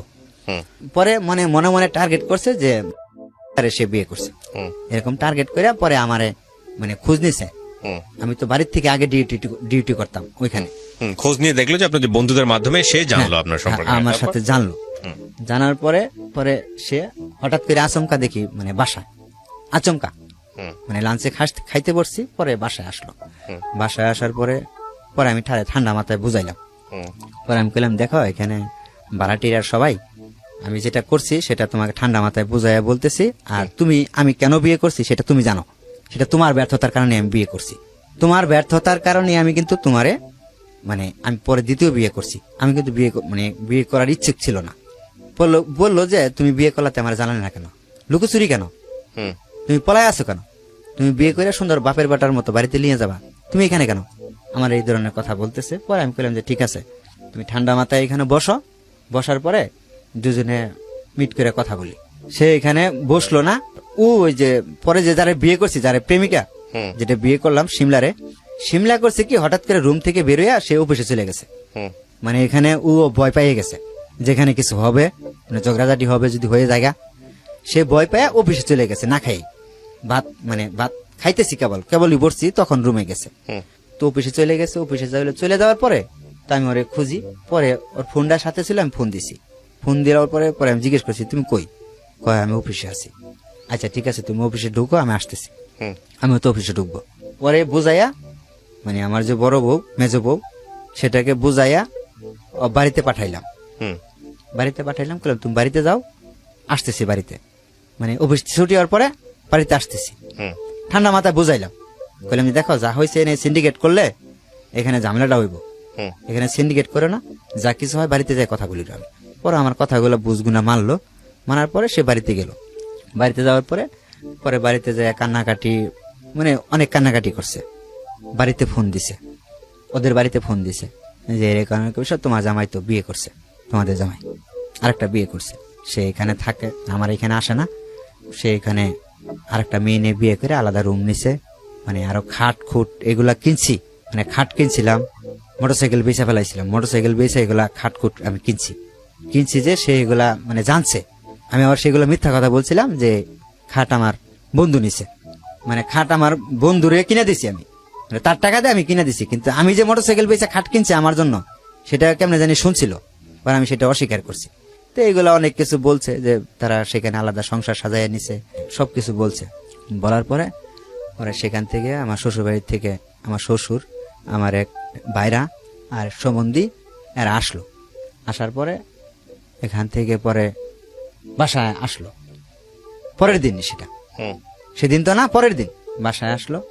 সেদিন আমি বাড়িতে যে না যাইয়া পরে ওরে বললাম যে তুমি একটু সরে থাকো, হয়তো জিনিসটা প্রকাশ হয়েছে, তোমার এই বাসায় রাখা যাবে না, বাসায় রাখলে তোমার এসে যদি নিয়ে যায়, তোমার উপরে টর্চারিং যদি করে, তো তুমি বিনা দোষে টর্চারিং হবা কেন, বরঞ্চ আমি এদের সাথে মোকাবেলা করি, যাই কিছু করি, এটা আমি বুঝাবো, বাড়ির জামালাটা আমি মিটাবো, তুমি একটু সরে থাকো। পরে ওরে আমি মানে আমার ওরও একটা বান্ধবী থাকে নরসিংপুরে, হুম ওই নরসিংপুরে পাঠাইয়া দিছি ওরে। নরসিংপুরে পাঠাই দিই ওর বান্ধবীর কাছে। আমি বললাম তোমার বান্ধবীর বাসায় যাও তুমি, আমি এদিক দিয়ে ট্যাকেল দিতেছি। এই নরসিংপুরে মানে থুয়ে আসতে গেলাম আমি সাথে সহ, কয় আমার মানে তুমি সাথে নিয়ে থুয়ে আসো। পর আমি এখানে গেলাম, যাওয়ার পরে এখান থেকে আমার শ্বশুর, আমার মানে ভাইরা এরা সবাই বাসায় এসে মানে খুঁজতেছে, বাসায় তালা মারা।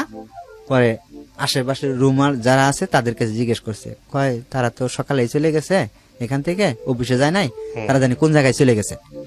পরে এখান থেকে আমার শ্বশুর মানে সবাই ওরা বাড়িতে গেছে, বাড়িতে গেছে। পরে বাড়িতে যায় হেরা সবার সাথে কথাবার্তা বলতেছে যে মার সাথে, বোনের জামার সাথে। বড় ভাই তো বাহিরে থাকে, আমার বড় ভাই তো নাই। আমার আব্বা মারা গেছে অনেক আগেই, এই মানে দ্বিতীয় স্ত্রী বিয়ে করার পরে কিছুদিন পরেই আমার আব্বা মারা গেছে। বাবা নাই, মা আছে বাড়িতে, বোন আছে, বোন জামাই আছে। তাদের সাথে কথাবার্তা বলতেছে, মানে কথা বলতেছে। কথা বলার কালীন পরে তারা এক পর্যায়ে তাদের মেয়ে রাখবে না, এখানে নিয়ে যাবে না, আপনার ছেলে বিয়ে করছে।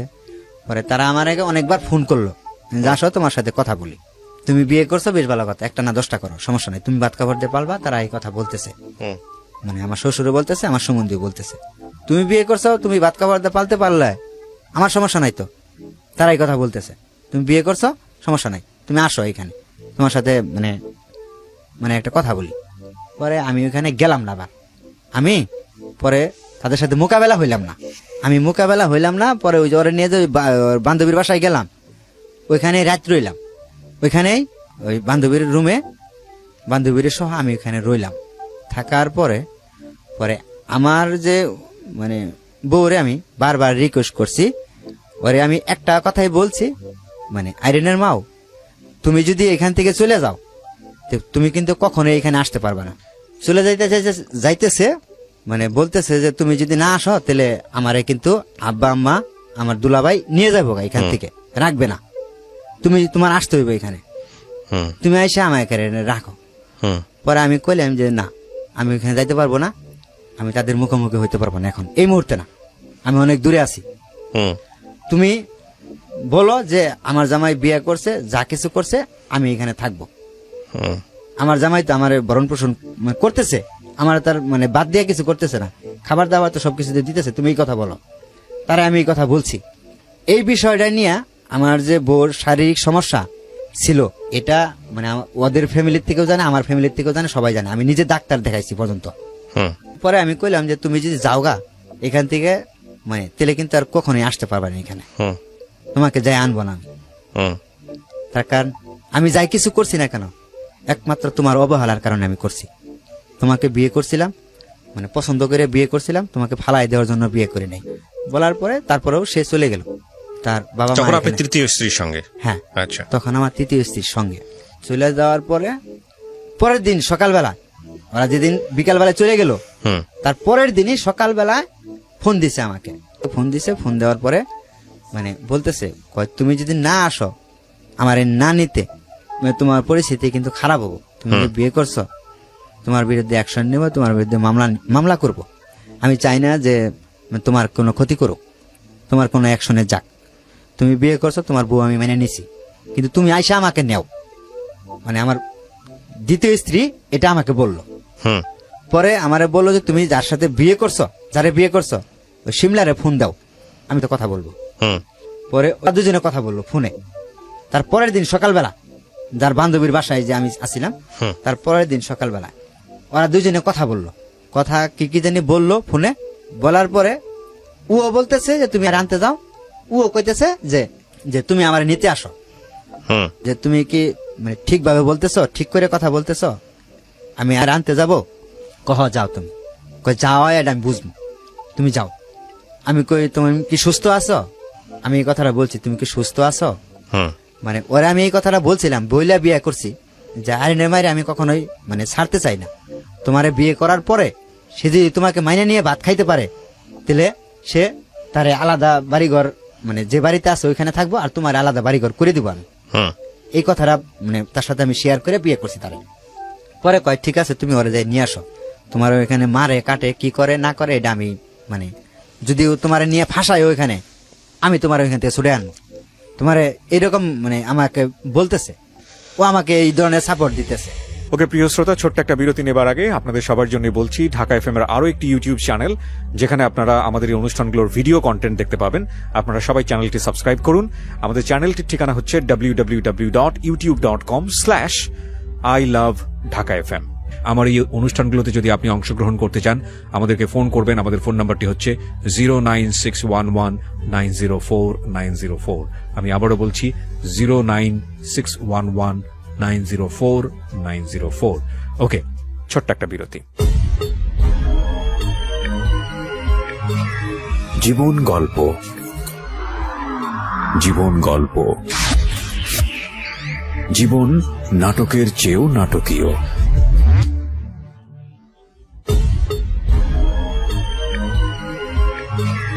জীবন গল্প। Welcome back once again. প্রিয় শ্রোতা, আপনারা শুনছেন জীবন গল্প।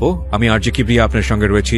আমার এই অনুষ্ঠানগুলোতে যদি আপনি অংশগ্রহণ করতে চান আমাদেরকে ফোন করবেন। আমাদের ফোন নাম্বারটি হচ্ছে 09611904904। আমি আবারও বলছি 09611904904। ওকে, আমরা যেখানটায় ছিলাম তারপর পরে আমি বললাম যে ঠিক আছে যাই। পরে ও এখান থেকে ওদের বাড়িতে গেল, আমারে ওরে আনতে পাঠাইলো, বুঝছেন। পরে আমি এখান থেকে আমার গ্রামের 2 জন লোক লইলাম। আমি তার একা এখন যাইতে পারবো না, একা আমার কাছে দিবও না। আমারে বললো যে বলতেছে তুমি খালি সাথে করে 2 জন লোক নিয়ে আসো, আর কেউ লাগবে না। পরে ওরা যেভাবে বলতেছে আমি এইভাবেই ওদের কথা মতো এখান থেকে গেলাম। আমি 2 জন লোক সাথে নিয়ে আমার শ্বশুর বাড়ি গেলাম। শ্বশুর বাড়ি যায়া পরে ওইখানে কথাবার্তা বললাম। কথা বলার পরে আমারে ও একটা কথাই বলছে কি, তুমি বিয়ে করছো, আমি তোমার বউ মাইনে নিছি, কিন্তু তুমি এখানে এসে অস্বীকার করবা যে আমি বিয়ে করি নাই। এটা আপনার কি সেকেন্ড ওয়াইফ বলতেছে? সেকেন্ড ওয়াইফ, হুম, এটা সেকেন্ড ওয়াইফ বলতেছে। পরে আমি ওখানে যাই হাইরা অস্বীকার করছেন? অস্বীকার করছি। তারপর কি হয়েছে? যে আমি বিয়ে করি নাই। পরে আমার শ্বশুর বলছে যে দেখো, তুমি যদি আসলেও সত্যি করে বিয়ে করে থাকো তে তুমি ওই বই নিয়ে খাও, আমার মেয়ে আমি যে নিয়ে আসছি হুম, তে তোমার বাড়িতে আর পাঠানোর দরকার নাই, হুম, তুমি ওইখান থেকে খাও। আমার মেয়ের যা আছে লেনদেন যা আছে তুমি লেনদেন মিটাইয়ে দাও। হুম, তারা এই প্রস্তাব আইলো। আমি আবার এর কথায় ফেলতে পারতেছি না যে আমি তোমার সংসার ছেড়ে যাবো না, হুম, তুমি আমারে নিয়ে যাও। এই আবার এই কথা বলতেছে, ওই তুমি বিয়ে করছো, আমি এটা মাইনে নিছি, হুম, কিন্তু তুমি এখান থেকে আমার মিথ্যা কথা বললে তুমি খালি তোমার বাড়িতে নিয়ে যাও। আমি ওরে মাইনে নিম, আমি ওরে মাইনে নিয়ে যদি খাইতে পারি তাহলে মানে আর কেউ তো সমস্যা নাই, আমার বাবা মার সমস্যার কথা থাকার কথা না। যাই হোক, কি করেছেন আপনি তারপরে? পরে ওইখান থেকে যাই হোক মানে মিথ্যা কথা বললে আমি নিয়ে আসলাম যে আমি বিয়ে করি নাই, যা করছি এটা আমি ভুল করছি, এটা আমি সমাধান মানে আমি এটা সমাধান করব, আমাদের কিছু করা লাগবে না। হুম, পরে ওইখান থেকে তারপরের দিন তারা সাথে করে নিয়ে আসলাম, বাচ্চার মারে নিয়ে আসলাম। বাচ্চার পরে নিয়ে আসার পরে বলতেছে যে সে আবার ও ফোন দিয়া বললো যে তুমি ওদের বাড়িতে গেছে, হুম, আমার তৃতীয় স্ত্রী ওদের বাড়িতে গেছে, ওদের বাড়িতে ও বাড়িতে এসে হেরা ফোন দিছে যে তুমি আসো। আপনি এখন বর্তমানে কোন স্ত্রীর সঙ্গে আছেন? দ্বিতীয় স্ত্রী, মানে যেটা আপনার মোটামুটি 2 ফ্যামিলি থেকে জেনে শুনেই বিয়েটা হয়েছিল, তাই তো? হ্যাঁ, আচ্ছা, মানে আইরিনের মা, আইরিনের তাই তো? মা, হ্যাঁ। তৃতীয় স্ত্রীর ঘরে কি আপনার কোনো বাচ্চা কাচ্চা আছে? তৃতীয় স্ত্রী করে না, এবং তৃতীয় স্ত্রীর সঙ্গে আপনার ছাড়াছাড়ি হয়ে গেছে? ছাড়াছাড়ি হয়ে গেছে। ও চলে গেছে নাকি আপনি ডিভোর্স দিয়ে দিয়েছেন? ওই চলে গেছে। ওই চলে গেছে। আপনার এই ঘটনাটার পিছনে অনেক জটিলতা আছে, অনেক প্যাচ আছে। প্যাচ আছে। হ্যাঁ, অত প্যাচ দিয়ে এমন অবস্থা হবে যে রাতের বেলা লোকজনের ঘুমও হবে না। শুধু ঘুম না, আমার তো মনে হয় মাথা খারাপ হয়ে 3 দিন ঘোরাঘুরি করবে যদি পুরো গল্পটা আমি আপনার এই প্যাচ ঘোষ জায়গা থেকে তুলে ধরতে পারতাম। আমি সেই জায়গায় যেতে চাই না, কারণ এই স্টোরিটা প্যাচের হবে, এটাই স্বাভাবিক। 3টা বিয়ে কয় বছরের মধ্যে? 2 সাল থেকে শুরু করে। হ্যাঁ, তারপর লাস্ট বিয়েটা কয় সালে?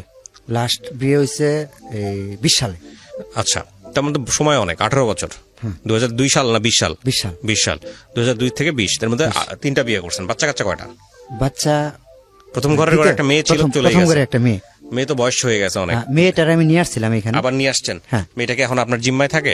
মানে এখন ছিল, আবার ওই যে ঈদের পরে চলে গেছে। চলে গেছে। আপনার বাচ্চা কাচ্চা কয়জন? আপনার দায়িত্বে আছে কয়জন? আমার দায়িত্বে 2 জন আছে। 2টাই মেয়ে?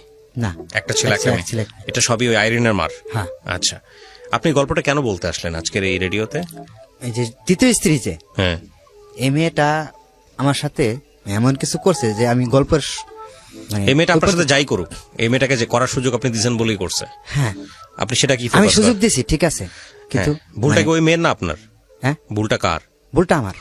আপনি সেটাই বলেন, ভুলটা আর আমার। মানুষের দোষ ধরেন না। হ্যাঁ, ভুলটা ঠিক আছে? আমার। হ্যাঁ, কারণ কোথায় ভুল হয়েছে কেন? আপনার বলেন তো। আমার ভুল হয়েছে, আমার কপালে যেটা আসছিল আর কি, হুম। এটা যদি আমি মানে নিয়ে হ্যাঁ, খালি থাপড় দিয়ে বলতাম যে আমার কপালে যা আছে আছে, এর বেশি মানে বেশি আশা করতে যাইয়া মানে আমার মানে কপালে দুর্গটি টাইনে নিছি আমি।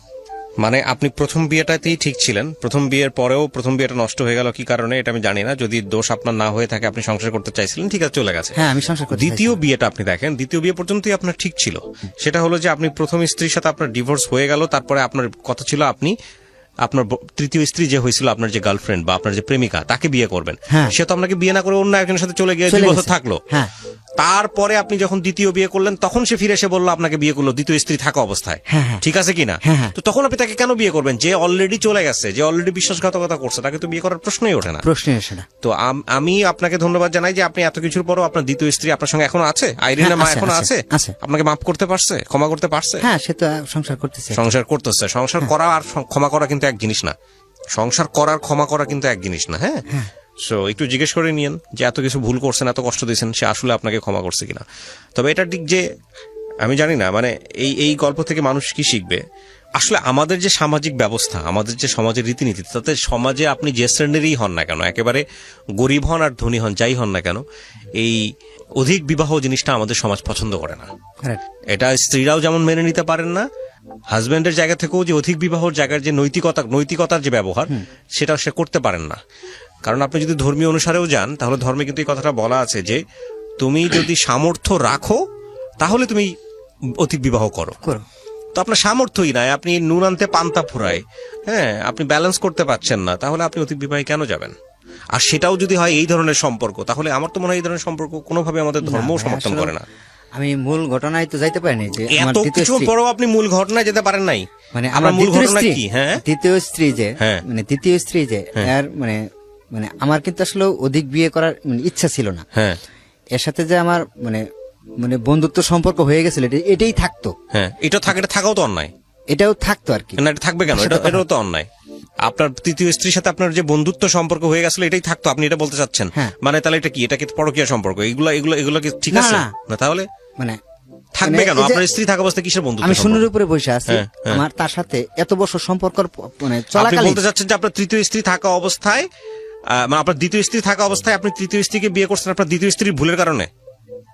হ্যাঁ কিসের ভুল? সেটা আপনি শুধু বলেন কিসের ভুল? তার শারীরিক সমস্যা ছিল, শারীরিক সমস্যার কারণে। আপনি তাকে ডিভোর্স দিয়ে দিতেন।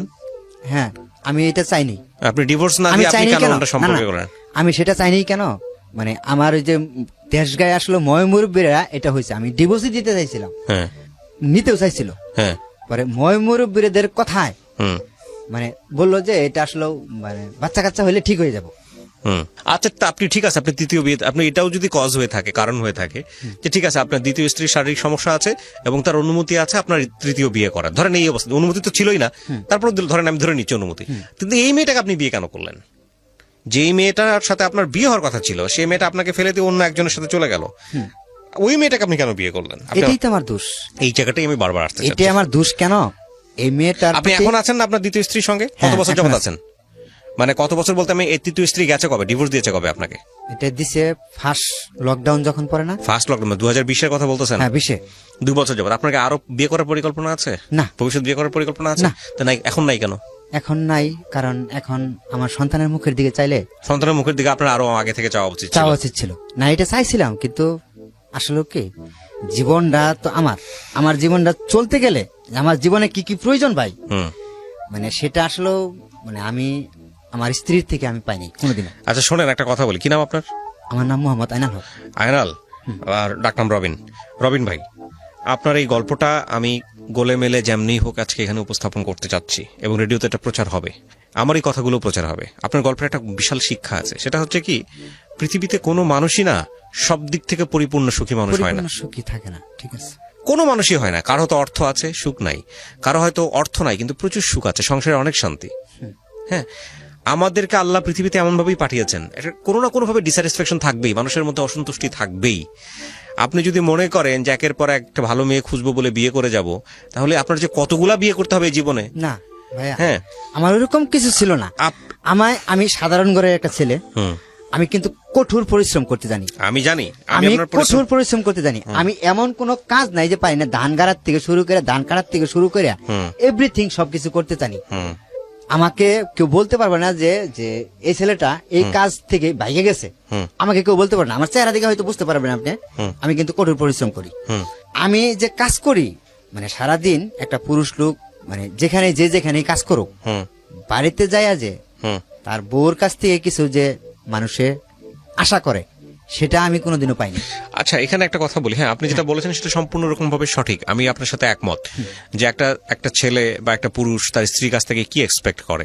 সে সারাদিন পরিশ্রম করে যাওয়ার পরে তার বউটা খুব পরিপাটি গোছানো থাকবে, তাকে দেখে সুন্দর করে মিষ্টি একটা হাসি দেবে। সে যদি একটু লেট করেও ফিরে, তার প্রতি যেন ওই সিম্প্যাথিটা থাকে এবং তার কাজে প্রশংসা করবে, তার সাথে বসে একটু গল্প করবে এবং একটু সময় দিবে এক্সট্রা ভাবে। আবার হাজবেন্ডও ঠিক ওই সময়টাতে একটু অ্যাটেনশন দেওয়া উচিত ওয়াইফের প্রতি, যে না আমি আসছি, আমার এখন কাজটা সাইড করে রেখে আমি একটু গল্প করি, খাবার টেবিলে বসে হোক 10 মিনিটের জন্য। এটা যে আমি আপনাকে বলতেছি না, আমি নিজেও কখনো অনেক সময় প্র্যাকটিস করতে পারি না, বাট আমাদের এক্সপেকটেশনের জায়গা এটা থাকে। তো এখন কথা হচ্ছে কি, বাচ্চা কাচ্চা হয়ে গেলে না এসবের হিসাব একটু অন্যরকম ভাবে করতে হয় তা ঠিক আছে। জীবনে। কিন্তু আরেকটা জিনিস, হ্যাঁ। আমি যে এইখানে আসছি, হুম মানে আমি যে বলছি সকালবেলায় বের হয়েছি, সকালবেলায় আমি বালুকা স্ট্যান্ডে ফলের দোকানদারি, মানে এখন দোকান করি, ফলের দোকান। সকালবেলায় আমি যে প্যান্ট শার্ট পরে পাঞ্জাবি পরে দোকানে আসছি, দোকানে এসে আমি এক দুপুর দোকান করে পরে কিন্তু গাড়ি চড়ছি। হুম আমি সকালবেলায় খালি এটুকুই বলছি তারে, আমি আজকে ঢাকা যাব। হুম সে আমাকে এই প্রশ্নটা করলো না যে তুমি ঢাকা কি কারণে যাবা। এ তো ভালো হয়েছে।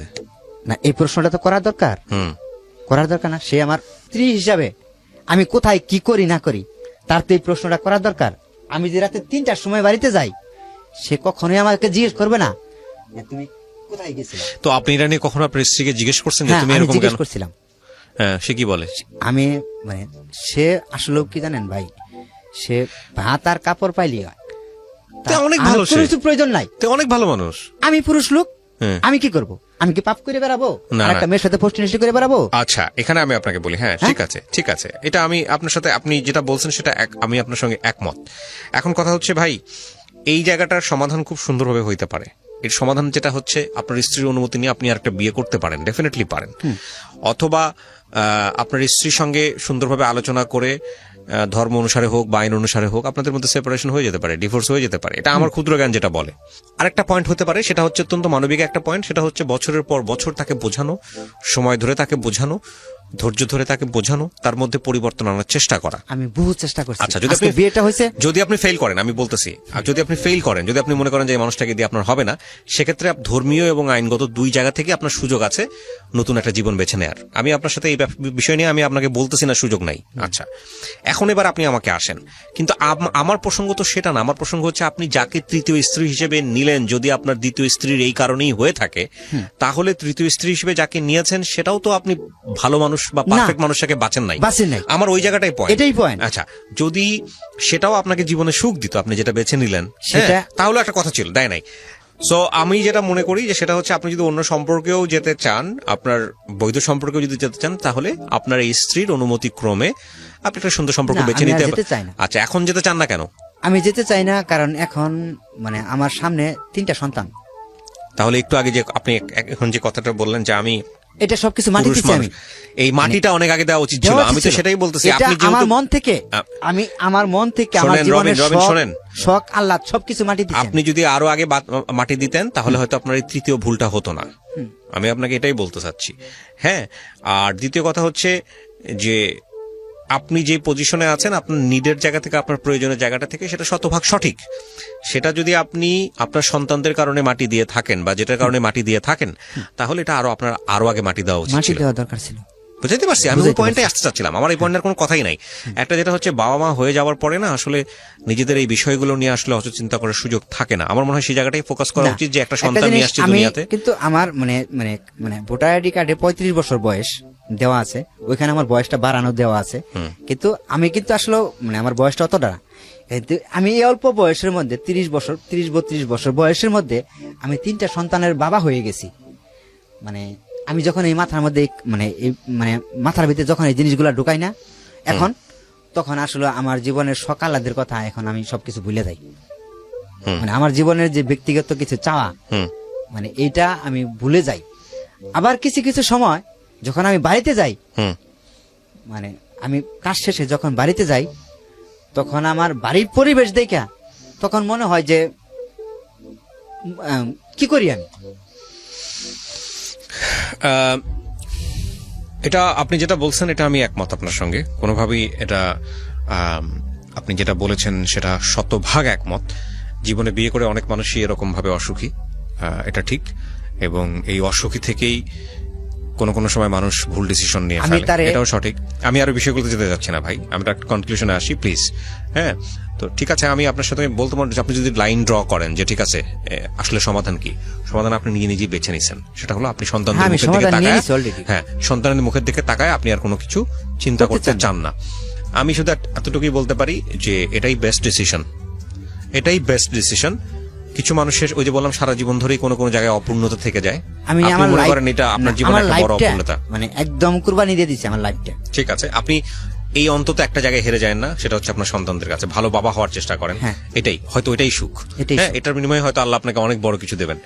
সো প্রিয় দর্শক এবং শ্রোতা, ইটস আ বিউটিফুল স্টোরি, কিন্তু ওনার বলার জায়গাটা আর আমাদের এই যে বারবার কাট করাটা, সেই জায়গা থেকে অনেকখানি স্ক্যাটার্ডলি আপনার কাছে আসবে, কিন্তু এটা একটা খুব জটিল একটা সমীকরণ। এই জটিল সমীকরণের জায়গাটা যদি খুব সুন্দর করে প্রেজেন্ট করা যেত তাহলে কোনো অংশেই এটা সিনেমা বা নাটকের চাইতে কম নয়।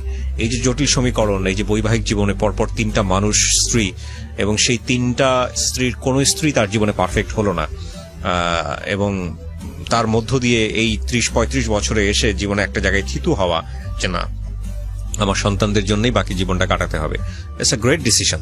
আমি তো মনে করি এটা একটা খুব ভালো উদাহরণ হতে পারে। তবে এটা ঠিক বিয়ের ক্ষেত্রে বারবারই যে কথাটা বলেছি সবসময় অনুষ্ঠানে রেডিওতে, সেটা হলো বিয়ের ক্ষেত্রে অবশ্যই চিন্তা ভাবনা করে তারপরে সিদ্ধান্ত নেওয়া উচিত। এবং আমি মনে করি প্রত্যেকটা পরীক্ষায় যেরকম আমাদের উতরে যাওয়ার জন্যে প্রিপারেশন দরকার হয়, প্রত্যেকটা পরীক্ষায় আমাদের যেরকম উতরে যাওয়ার জন্য নিজেকে প্রস্তুত করার প্রয়োজন হয়, মানে একেবারে কি বলা যেতে পারে ফিজিক্যালি অ্যান্ড মেন্টালি। তো সেই জায়গাটা থেকে আমি মনে করি বিয়েটার ব্যাপারেও আমাদের প্রস্তুতির একটা প্রয়োজন আছে, যে আমি আসলে একটা মানুষের সাথে সংসার করতে যাচ্ছি মানেই হচ্ছে আমি তাকে টেকেন ফর গ্রান্টেড নিব না, সেখানে আমার কিছু দায়িত্ববোধ আছে, সেখানে শুধু সে না তার পরিবারের প্রতি আমার দায়িত্ববোধ আছে, এবং ওই মানুষটাকে আমি আমার লাইফে কি জন্য নিচ্ছি, ওই মানুষের কাছ থেকে আমি কি এক্সপেক্ট করি।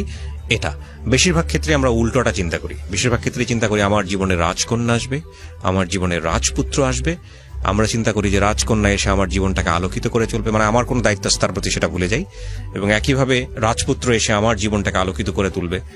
তো এই বিষয়গুলো চিন্তা ভাবনা থেকে, এই ফ্যান্টাসি থেকে আমাদের বের হয়ে আসতে হবে, রিয়েল লাইফ নিয়ে ভাবতে হবে যে একটা মানুষ এরকম হয়, একটা মানুষের সাথে স্টে করতে গেলে একই বাথরুম একই ওয়াশরুম শেয়ার করতে হয়, একই বেডরুম শেয়ার করতে হয়, হ্যাঁ অনেক কিছু শেয়ার করতে হয়, এবং এই শেয়ারিং এর জায়গায় অনেক কিছুই ডিসিমিলারিটিস চোখে পড়ে। হ্যাঁ, দেখা গেল যে খুব ছোট্ট একটা জিনিস, হয়তো ব্রাশ, প্রতিদিন সকালবেলা দাঁত ব্রাশ করে আপনি যেখানে ব্রাশটা করেন, ব্রাশটা রাখেন, সেটা তার স্টাইলে ডিফারেন্ট, এবং সেটা আপনি একসেপ্ট করতে পারছেন না। কিন্তু যদি মেন্টালিটি আপনার তৈরি থাকে আগে থেকে, না সে ডিফারেন্ট হতে পারে এই জায়গাটাতে, তাহলে দেখবেন আপনি তাকে ইজিলি রিসিভ করতে পারছেন। সো আমি মনে করি কারোর ভিতরে চেঞ্জ আনাটার প্রথম এবং প্রধান ধাপ হলো তাকে আপনার রিসিভ করতে হবে।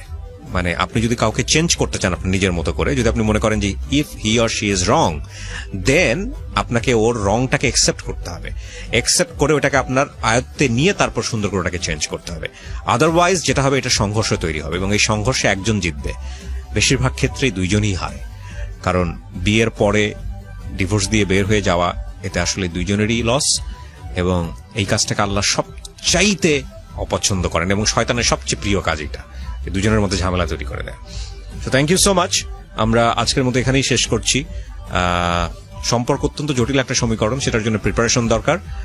বসে ওদের সাথে এইভাবেই সম্পর্কে মানে গল্প করতাম, বসে গল্প করতাম, পরে টিটকারি ফাজদামি মজা এগুলা করতাম করার সময় পরে আমাকে ওই মানে কুলসুম যে মেয়েটা, খালার যে কুলসুম মেয়েটা, এই মেয়েটা আমাকে মানে বলল যে ভাই আমাকে কি দিবেন, সামনে তো ঈদের মধ্যে আপনি আমাকে কি দিবেন। পরে আমি কইলাম যে তুমি কি নিবা, কয় আপনি আমার বড় ভাই, তা আপনি আমার কি দিবেন। পরে আমি কইলাম তুমি যা নিয়ে খুশি, ঈদের মধ্যে তুমি বড় ভাইয়ের কাছ থেকে ঈদ বোনাস নিবা, ঈদের গিফট নিবা, তুমি যা নিয়ে খুশি। পরে আমি ওই মেয়েটারে নিয়ে, খালার মেয়েরে নিয়ে কোনাবাড়ি মার্কেটে গেলাম। কোনাবাড়ি মার্কেটে যাওয়াকালীন পরে ওনারে একটা শাড়ি কিনে দিলাম, মানে কুলসুম রে হুম। একটা শাড়ি কিনে দিলাম কুলসুমরে শাড়ি কিনে দিলাম। পরে আমাকে প্যান্ট শার্ট কিনে দেওয়ার জন্য মানে খুব রিক করলো যে ভাই আম্মা বলছে আপনার প্যান্ট শার্ট কিনে দেওয়ার জন্য। হুম। পরে আমি কইছি না, তুমি ছোট আমার, তুমি আমারে প্যান্ট শার্ট কিনে দেবা কেন? আমি তোমারে মানে তুমি ভাই কইয়া ডাকো আমারে, আমি তোমারে একটা শাড়ি দিছি, ঈদের উপহার দিছি তোমাকে এটা। হুম। পরে আমি এখান থেকে ব্যাগে চলে আসলাম ওরে নিয়ে মার্কেট থেকে বাসায় আসলাম। বাসায় আসার পরে ওইখানে আমি খাওয়া দাওয়া করে গল্প করছি রাত্রে 11টা পর্যন্ত। হুম। রাত্রে 11টা পর্যন্ত গল্প কইরা পরে তাদের সাথে মানে এমন একটা ক্লোজ হইলো, আমার খুব ক্লোজ হইলো ওই খালার সাথে, খালার মানে সন্তানদের সাথে মানে খুব ক্লোজ হয়ে গেল। ক্লোজ যাওয়ার পরে এই ঈদের মধ্যে যেই ঈদ আসতেছে, হুম। ঈদের মধ্যে খালা আমাকে অফার করলো যে এই ঈদের ছুটিতে চলো আমাদের বাড়িতে বেড়াইতে যাই। হুম। ছুটি পাইছি 6 দিনের, চলো আমাদের বাড়িতে বেড়াইতে যাই। এর মাঝখানে যে ওই খালার মেয়ের সাথে মানে কোনো যে প্রেমের যে একটা গল্প টল্প এইগুলা কখনো আমার সাথে হয় নাই। হুম। মানে জাস্ট খালি আন্তরিকতা, যেরকম ভালো মন্দ জিজ্ঞেস করা, মজা টজা করা, এইগুলাই করতাম আর কি। হুম। এরকম মানে ভাবে আমি ভাই বোন হিসাবেই থাকতাম আর কি। পরে খালা আমাকে অফার করলো যে চলো আমাদের বাড়িতে যাই ঈদের মধ্যে বেড়াইতে। পরে আমি কইলাম যে আমার তো বাবা মা আছে, আমার বাবা মা কি কয় আমি শুনে নই। আবার আমার ছোটবেলার থেকে একটা অভ্যাস হয়েছে, কইলাম যে মানে দেশ ঘোরা, বিভিন্ন জায়গায় যাওয়া, এইগুলো আমার পছন্দ, ভালো লাগতো আর কি। হুম। পরে আমি আম্মার কাছে ফোন দিলাম, বললাম যে মা আমি যেখানে খাই, যে খালার বাসায়, এরা তো এদের বাড়িতে যাইতে বলতেছে, আমি যাই। পরে আম্মা আমাকে নিষেধ করলো। হুম। আমার মা বললো যে তুই বছরকার দিন ওঠাই যাবি, সবাই বাড়িতে আইতাছে, আবার তুই যাবি আরেক জায়গায়, আচ্ছা। ওঠাই যাওয়া লাগবে না, তুই আইসা পর, বাড়িতে আইসা পর, ঈদের ছুটি পাবি, তুই বাড়িতে আইসা পর। পরে আমি মারে বুঝাই কইলাম যে মা আমি ওইখানে হয়তো ঈদের দিন তোকে থাইকা ঈদের পরের দিন দরকার চলে আসবো নি, 2 দিন এসে বাড়িতে থাকবো নি। হুম। পরে আমি জামালপুর গেলাম, ঈদের ছুটি পাইলাম, যে ঈদের ছুটি পাওয়ার যেদিন পাইলাম, রাত্রে ছুটি পাইলাম সন্ধ্যার দিক দেয়, ওদিন নাইটেই ওদের সাথে মানে আমি মানে জামালপুর গেলাম ওদের সাথে, ওরা সবাই ফ্যামিলির সবাই মিলে একসাথে হুম। নাইটের গাড়িতে গেলাম। নাইটের গাড়িতে ওদের সাথে যে গেলাম, পরে আমি ফজরের আজানের সময় ওদের ওইখানে যাই নামছি। ফজরের আজানের সময় নাইমে পরে ওইখানে ওদের বাড়িতে নিয়ে গেছে আমাকে। পরে বাড়িতে যাওয়ার পরে আমি ওইখানে যাই ঘুমাইছি, ঘুমাইতে করছি 12টা বাজে ঘুমাইতে উঠা গোসল টোসল দিয়ে খাওয়া দাওয়া করছি। খাওয়া দাওয়া করার পরে মানে খাওয়া দাওয়া করার পরে আমি দুপুরে আবার শুয়ে একটু ঘুমাইছিলাম মনে হয়। পরে 4টার সময় আমি উঠে একদম মানে বসে রয়েছি। পরে 4-5টা মহিলা এসে আমাকে মানে উদ্দেশ্য করে বলতেছে যে জামাই কোনটা আচ্ছা। এটা বলতেছে। তখন আপনি বিয়ে করেন নাই? না, তখন আমি কোনো বিয়ে করি নাই, এদের সাথে কোনো বিয়ের আলোচনা নাই। হঠাৎ করে ওদের বাড়িতে কিন্তু আমি গেছি বেড়াইতে। হুম। পরে আমার মনের ভেতরে জানি কেমন একটা লাগলো। পরে আমি ওই মহিলারে আগায় যায় মানে একটু আড়ালে যায় টাগায় যায় জিজ্ঞেস করছি, হুম। বয়স তেমন না আর কি, ভাবিকে ডাক দিচ্ছি যে ভাবি একটু শুনবেন, আপনি একটু আগে যে একটা কথা বললেন জামাই কোনটা, হুম। এই কথাটা কেন বললেন? পরে আমারে বলতেছে কয় কে তুমি কুলসুমরে বিয়ে করতে আসো নাই? ওকে, মানে আপনি জানতেন না, আলটিমেটলি ওরা না। বলছে। হ্যাঁ। হ্যাঁ ওরা বলছে। পরে আমি কইলাম যে না আমি তো এই ব্যাপারে তো আসিনি, আমি তো এখানে আসছি বেড়াইতে, আমি তো কুলসুমরে বিয়ে করতে আসিনি। হুম। পরে কয় না ওর আম্মা ওর বাবা সবাই বলছে যে তুমি বিয়ে করতে আসছো। পরে আমি তো কইলাম না আমি তো বিয়ে করতে আসিনি, আমি তো এখানে আসছি বেড়াইতে। আমি ওনারে খালা কইয়া ডাকি, আর ওনার মেয়ের সাথে তো আমার কোনো রিলেশনও নাই। খালার মেয়ের সাথে তো আমার কোনো রিলেশন নাই, কোনো সম্পর্ক নাই। আমি খালার মেয়েরে কখনো বলিও নাই যে আমি আপনার মেয়েরে বিয়ে করবো, এমন ধরনের কোনো কথাই বলি নাই। তারা আমার ভাই কইয়া ডাকে, আমি তাদেরকে বোন কইয়া ডাকি, ছোট বোন হিসাবে মানে আমি দেখি তাদেরকে, তো আমি এরকম বলি নাই। আমি ওই খালার সাথে গেলাম, খালারে ডাক দিলাম যে খালা আপনি একটু এদিকে আসেন তো। পরে আমি কইলাম যে আমি বলে আপনার মেয়েরে বিয়ে করতে আসছি খালা, আপনি এই কথাটা মানে ওনাদের কাছে বলছেন। পরে কয় বাবা তোমার সাথে আমার কথা আছে, আমি একটু এদিকে আসো। পরে আমি গেলাম, পরে ওইদিকে আমাকে নিয়ে গেল অন্য সাইটে নিয়ে গেল। সাইটে নিয়ে যাওয়ার পরে আমারে বলতেছে কয় তুমি এখানে একটু দাঁড়াও, পরে আমি মানে তোমার নিরিবিলি জায়গায় নিয়ে বিষয়টা বুঝাইতেছি। পরে আমি তখন আবার মানে এই ঈদের আগদে আমি একটা মোবাইল সেট কিনছি, 1600 মডেলের একটা সেট, সেই মোবাইল ফোনটা আমার কাছ থেকে নিয়ে নিছে। তখন আমার হাতে ফোন, এটা 2007 সালে, তখন আমার হাতে মোবাইল আছে। তখন ওই মোবাইলটা আমার হাত থেকে নিয়ে নিছে। মোবাইলটা নিয়ে ফোন করার কথা বইলা মোবাইলটা নিয়ে নিছে। পরে ওই খালা আমাকে মানে এমন একটা জায়গায় নিল, মানে যেখানে মানে গ্রামে একটা চর জায়গা বলে, আলাদা ফাঁকা জায়গা, সেখানে আমারে নিল। নেওয়ার পরে আমারে বলতেছে, কয় বাবা তুমি যদি আমার মেয়ের বিয়ে না করো, কয় তাহলে আমার এই এলাকায় থাকুন যাব না, আমার এলাকায় মুখ দেখান যাব না। আমি তো ভাবছি যে তুমি মানে কুলসুমের সাথে সম্পর্ক করো, তুমি কুলসুমটা পছন্দ করো, তুমি এই কুলসুমটি বিয়ে করবা। আমি কইলাম আপনার এরকম মনে হইলো কেন? আমি কি আপনার মেয়েরে কোথাও বেড়াইতে নিয়ে গেছি কোনোদিন? কইতে পারবেন? আমি তো আপনার মেয়েরে কোথাও কোনোদিন বেড়াইতেও নিয়ে যাই নাই, যে কোনো জায়গায় ঘুরতে গেছি, কোনো জায়গায় বেড়াইতে গেছি, তাও তো না, এমন তো না। জাস্ট আপনার রুমে আমি খাওয়া দাওয়া করতাম, আপনাদের সামনেই খোলামেলা ভাবে যেটুকু কথা বলতাম এইটুকুই। পরে কয় তুমি যে এই ঈদের মধ্যে ওই যে মানে ওরে শাড়ি কিনে দিলা, ও তো বলছে যে আমারে বিয়ে করব। কয় কুলসুম আইসা আমারে বলছে যে আমারে বিয়ে করব। তো আপনি শাড়ি কিনে দিতে গেছিলেন কেন? শাড়ি দিতে কেন গেছিলাম? পরে আমি কইলাম যে এটা তোমার বিয়ের উপহার। আমি এই কথাটা শাড়ি কিনে দেওয়ার এই কথাটা বলছিলাম, যে এটা তোমার বিয়ের তিন উপহার। বোনের মধ্যে আপনি কাকে কিনে দিয়েছেন? শুধু কুলসুমকে? কুলসুমকে, আর বাকি দুজনকে কিনে দেন নাই? আর না, আর কাউকে কিনে দিনি। তো সন্দেহ করা ঠিকই আছে। হ্যাঁ, তারপর? পরে আমি ওই শাড়িটা কিনে দিয়া পরে এই ব্যাককালটা হইছি।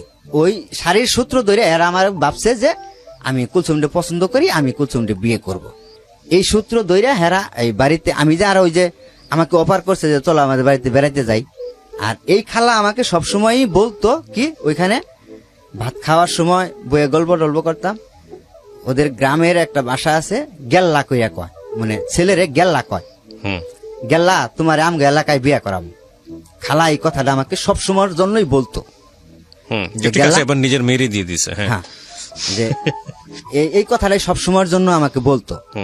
পরে ওইখানে ওই খালা করছে কি, পরে ওইখানে যে আমার নিয়ে গেল, নিয়ে যাওয়ার পরে এরকম মানে আমাকে এরকম বুঝাইতেছে, বলতেছে যে তুমি যদি বিয়ে না করো তাহলে আমি তো এরকম মনে করছি যে তুমি আমার কুলসুমকে পছন্দ করো, তোমরা দুজনের সম্পর্ক আছে, তোমরা বিয়ে করবা।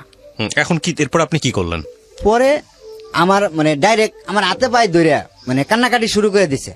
পরে আমি কইছি, খালা আপনি কান্দেন কেন? আমি তো আপনার মেয়ের কখনো বলি নাই যে বিয়ে করব, এরকম মানে সিচুয়েশন পরিচয় হয় নাই, এরকম মানে পরিবেশ হয় নাই যে আপনার মেয়েকে আমাকে বিয়ে করতেই হবে, এরকম পরিবেশ মানে এখনো হয় নাই। আমার বাড়িতে বাবা আছে, মা আছে, ভাই বোন সবাই আছে। আপনার মেয়ের আমি বিয়ে করে নিয়ে বাড়িতে উঠাইতে পারবো? আর আমার বইয়ের বয়স হয়েছে এখন, আমার বিয়ের বয়স তো এখন হয় নাই, আমার বয়স কেবল 17-18 বছর, আমার বিয়ের বয়স হয় নাই। তো যদি আমার বিয়ে করার ইচ্ছুক থাকে তো আমার গার্জিয়ান আছে, আমি তাদেরকে বলবো, তারা আমার জন্য মেয়ে দেখবে, তারা তাদেরকে মেয়ে দেখে আমি পছন্দ করে বিয়ে করব, এরকম বলছি।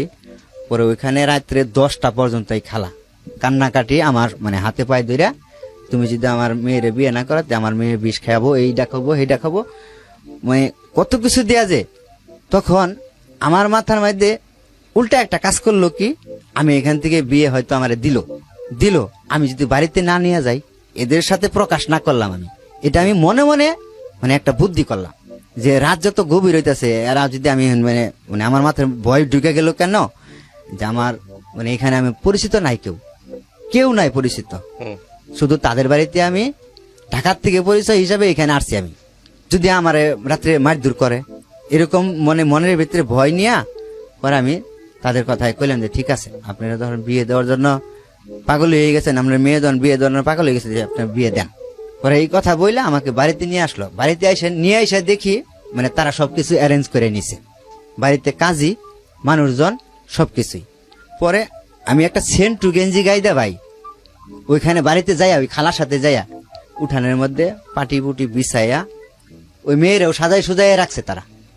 এই খালা এই ফাঁকে আমাকে নিয়ে যে কথা বলছে রাত্রে 10টা-11টা পর্যন্ত এই চটানের মধ্যে কান্নাকাটি কইরা, এরা এমন দেয় এই মেয়েটা সাজায় রাখছে কুলসুমটা সাজায় রাখা। পরে আমার রাত্রে 12টার সময় মানে বিয়ের পিড়িতে একটা সেন্টু গেঞ্জি গায়ে দিয়া, মানে নতুন একটা সেন্টু গেঞ্জি গায়ে আর লুঙ্গি পরনে, মানে গরমের দিন তো সেন্টু গেঞ্জি গায়ে ছিল আমার। পরে আমি ওইখানে এসে বসলাম, বসার পরে ওইখানে ওদের একটা স্বাস্থ্য ভাই ছিল, ওই কুলসুমের স্বাস্থ্য ভাই ছিল, সে আমার নাম ধরে বললো, জাইনাল তুমি এই পশ্চিম দিকে ঘুরে এইখানে সামনে বসো। তা আমি ওখানে কোনো কথা বলতেছি না, ওরা যা বলতেছে যা করতেছে মানে ওদের কথা আমাদের চলতেছি। পরে যখন মানে কাজী সাহেব আমাকে জিজ্ঞেস করলো যে তোমার এই ভয় ভীতি দেখায় কি বিয়ে করতেছে, বিয়ে দিতেছে এরা? তখনও কি আপনি স্যান্ডো গেঞ্জি পরা? হ্যাঁ, তখন আমি সেন্টু গেঞ্জি পরা। ওকে। তখন আমার মাথার মধ্যে কাজ করতেছে না যে আমি কি করতেছি। মানে এই মহিলার কান্না কাটিয়ে এই মহিলার মানে এত কিছু করাতে আমার মাথার মধ্যে এতটুকু জ্ঞান আসতেছে না যে আমি কি করব এখন। মানে এইটুকু সেন্স আমার মানে হারাইয়া গেছে। পরে মানে আমার মাথার মধ্যে সেন্সটুকু আসতেছে না, আমি কাজীর মুখের দিকে চাই রয়েছি যে আমি এখানে কি বলবো। মানে আমার ভিতরে একটা ভয় ঢুকে গেছে নিজের থেকেই যে আমি যদি এখানে আসলেও না করি, এখন তো রাত গভীর, 12টা-1টা বাজে গেছে গা, যদি মার দূর শুরু করে কি বলবো আমি। পরে আমি কাজের বলছি যে না, আমি ইচ্ছা করে বিয়ে করতেছি, এই কথাটা বলছি। পরে কাজী আমার মুখের দিকে চাইছে, পরে আমার ভোটার আইডির ফটোকপি চাইছে। পরে আমি কইছি যে ভোটার আইডি তো আমার নাই। আর ভোটার আইডি আছে কিন্তু আমি অস্বীকার করছি, নাই আমার কাছে, মানে আমি কইছি নাই। পরে ওইখানে তারা মানে কিভাবে কি কইরা জানি 1 লাখ টাকা, মানে 1 লাখ টাকা কি জানি করলো, তখন মানে কাবিন করলো 1 লাখ টাকা, কত টাকা জানি ওয়াসিল দিল। পরে এগুলা দিয়ে হাইরা পরে আমার মানে টিপ নিল, সিগনেচার নিল, নিয়ে হাইরা ওই কালেমা পড়াইলো, কালেমা টালেমা পড়াইয়া পরে তাদের যে মেয়ে মানে একটা ঘরের মধ্যে 2টা চৌকি, মানে 2 চৌকির মধ্যে 1 চৌকির মধ্যে বাসর ঘর সাজাইছে তারাই, মানে কোন রকম একটু ইটি দিয়া তারাই মানে সাজাইছে 1 চৌকির মধ্যে। পরে ওইখানে নিয়ে দিল, মেয়ে ছেলে একসাথে বিয়ে পড়ায়া তারা ওই একটা ঘরের ভিতরে আমাকে ওই যে চৌকি, এক ঘরে 2 চৌকি যে আলাদা পশ্চিম সাইডের চৌকিটার মধ্যে আমারে আরো মেয়েরে দিল।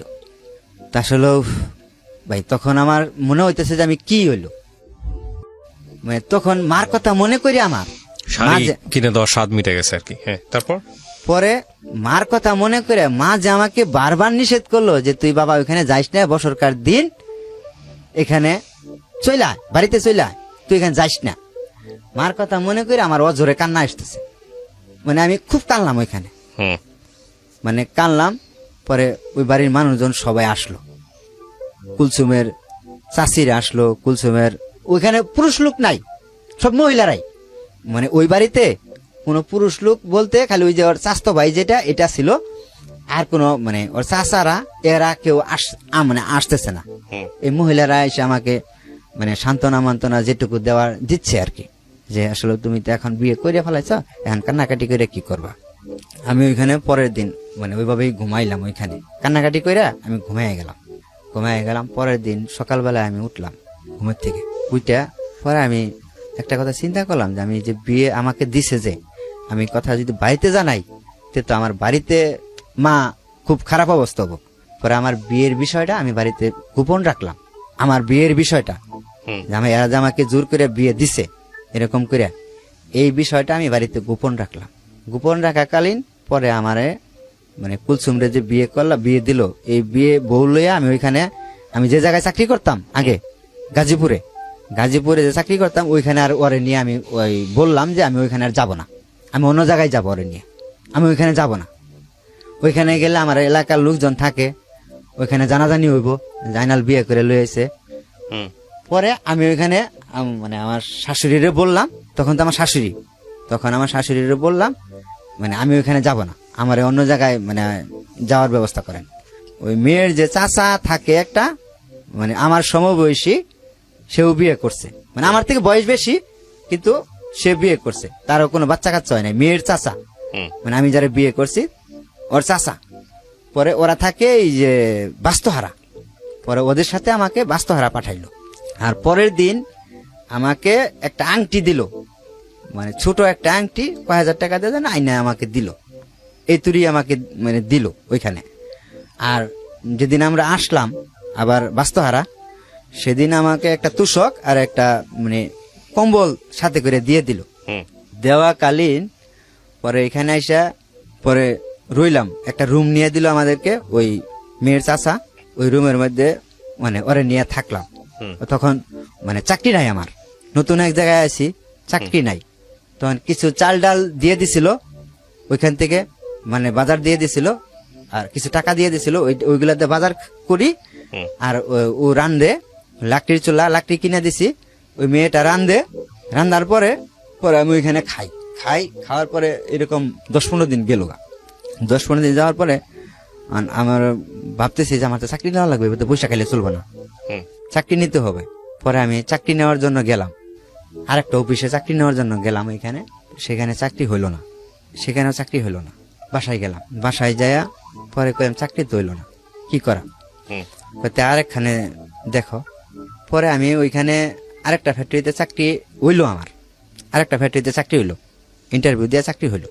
পরে ওইখানে চাকরি নিলাম, চাকরি নেওয়ার পরে এখানে 3 মাস ছিলাম বাস্তহারাতে। আমি চাকরি মানে নিয়া 3 মাস ছিলাম। এই 3 মাসের মধ্যে আরেকটা মানে জানলাম কি, আমি যারে বিয়ে করছি সে তার আগে একটা বিয়ে হয়েছিল, মানে আমার আগেও আরেকটা বিয়ে হয়েছিল। এই কথাটা আমি মানে এখান থেকে জানলাম যে তুমি যারে বিয়ে করছো এর তা আগেও একটা বিয়ে হয়েছিল। এটা বললো কে আমাকে, মেয়ের যে চাচি আছে না, এই মেয়ের চাচি আমাকে বললো যে তুমি যারে বিয়ে করছো। এটা কয় মাস পরে জানলেন বিয়ের? এটা 3 মাস পরে, এটা 3 মাস পরে আমি জানলাম। জানার পরে পরে আমি তখন থেকে একটা সিদ্ধান্ত নিয়েছিলাম যে এই মেয়ে আমার বাড়িতে যাবে না, মানে মনে মনে একটা সিদ্ধান্ত নিয়েছিলাম যে এই মেয়ে আমার বাড়িতে যাবে না। এর আমার সাথে ফ্লট করে বিয়ে দিছে, এটা আমি ফ্লট করে এখান থেকে রেখে যাব, মানে এরকম একটা মাথার মধ্যে আমার কাজ করলো। পরে আমি ওইখান থেকে পরে ওরে বললাম যে তুমি তোমার আম্মার কাছে যাও, আমি অন্য জায়গায় চাকরি করব, তোমার আম্মার কাছে যাও, আমি অন্য জায়গায় চাকরি বাকরি নিয়ে পরে রুম টুম নিয়ে পরে তোমার ওইখান থেকে নিয়ে আসিল। আমি ওরে পাঠাইলাম ওইখানে। পরে ও তো যাবে না, আমার ছাড়া যাবে না, বুঝতে পারছেন, ও আমার ছাড়া যাবে না। আমি ওরে পাঠাইতে চাই, ও যাবে না।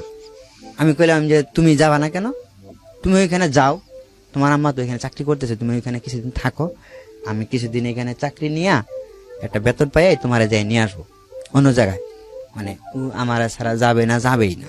তখন আমার ভিতরে একটা কাজ করতো কি, তখন ওই বাড়ির থেকে আমাকে ফোন দিত বারবার, ওই যে বাড়িতে যে আমি যাই নাই 5-6 মাস ধরে আমি বাড়িতে যাই না, মা আমাকে ফোন দেয়, বড় ভাই আমাকে ফোন দেয় যে কিরে তুই বাড়িতে আসস না কে, তোর কি হয়েছে।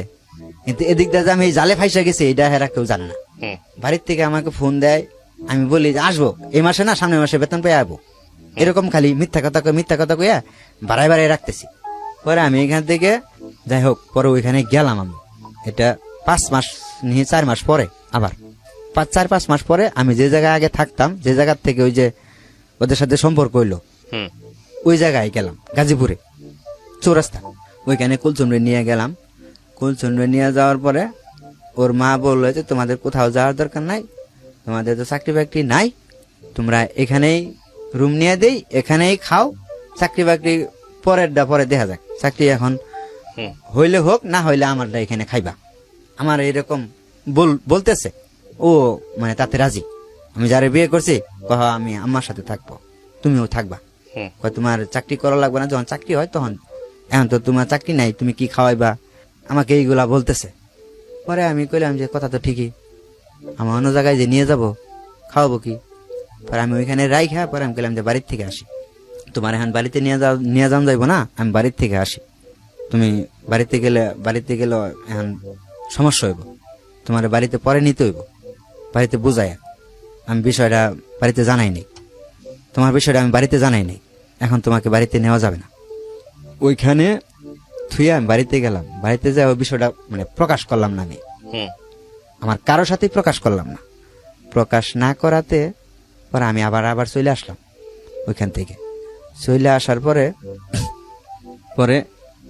এখানে আসলাম, এখানে আসার পরে এটা 1 কথায় 2 কথায় জানাজানি হয়ে গেল। আমার যে এলাকার মানুষ থাকে তারা জিনিসটা জানাজানি হয়ে গেল, তাদের কানে পর্যন্ত পৌঁছে গেল যে আমি যে বিয়ে করছি ওই খালার মেয়েরে, প্রচলিত হয়ে গেল।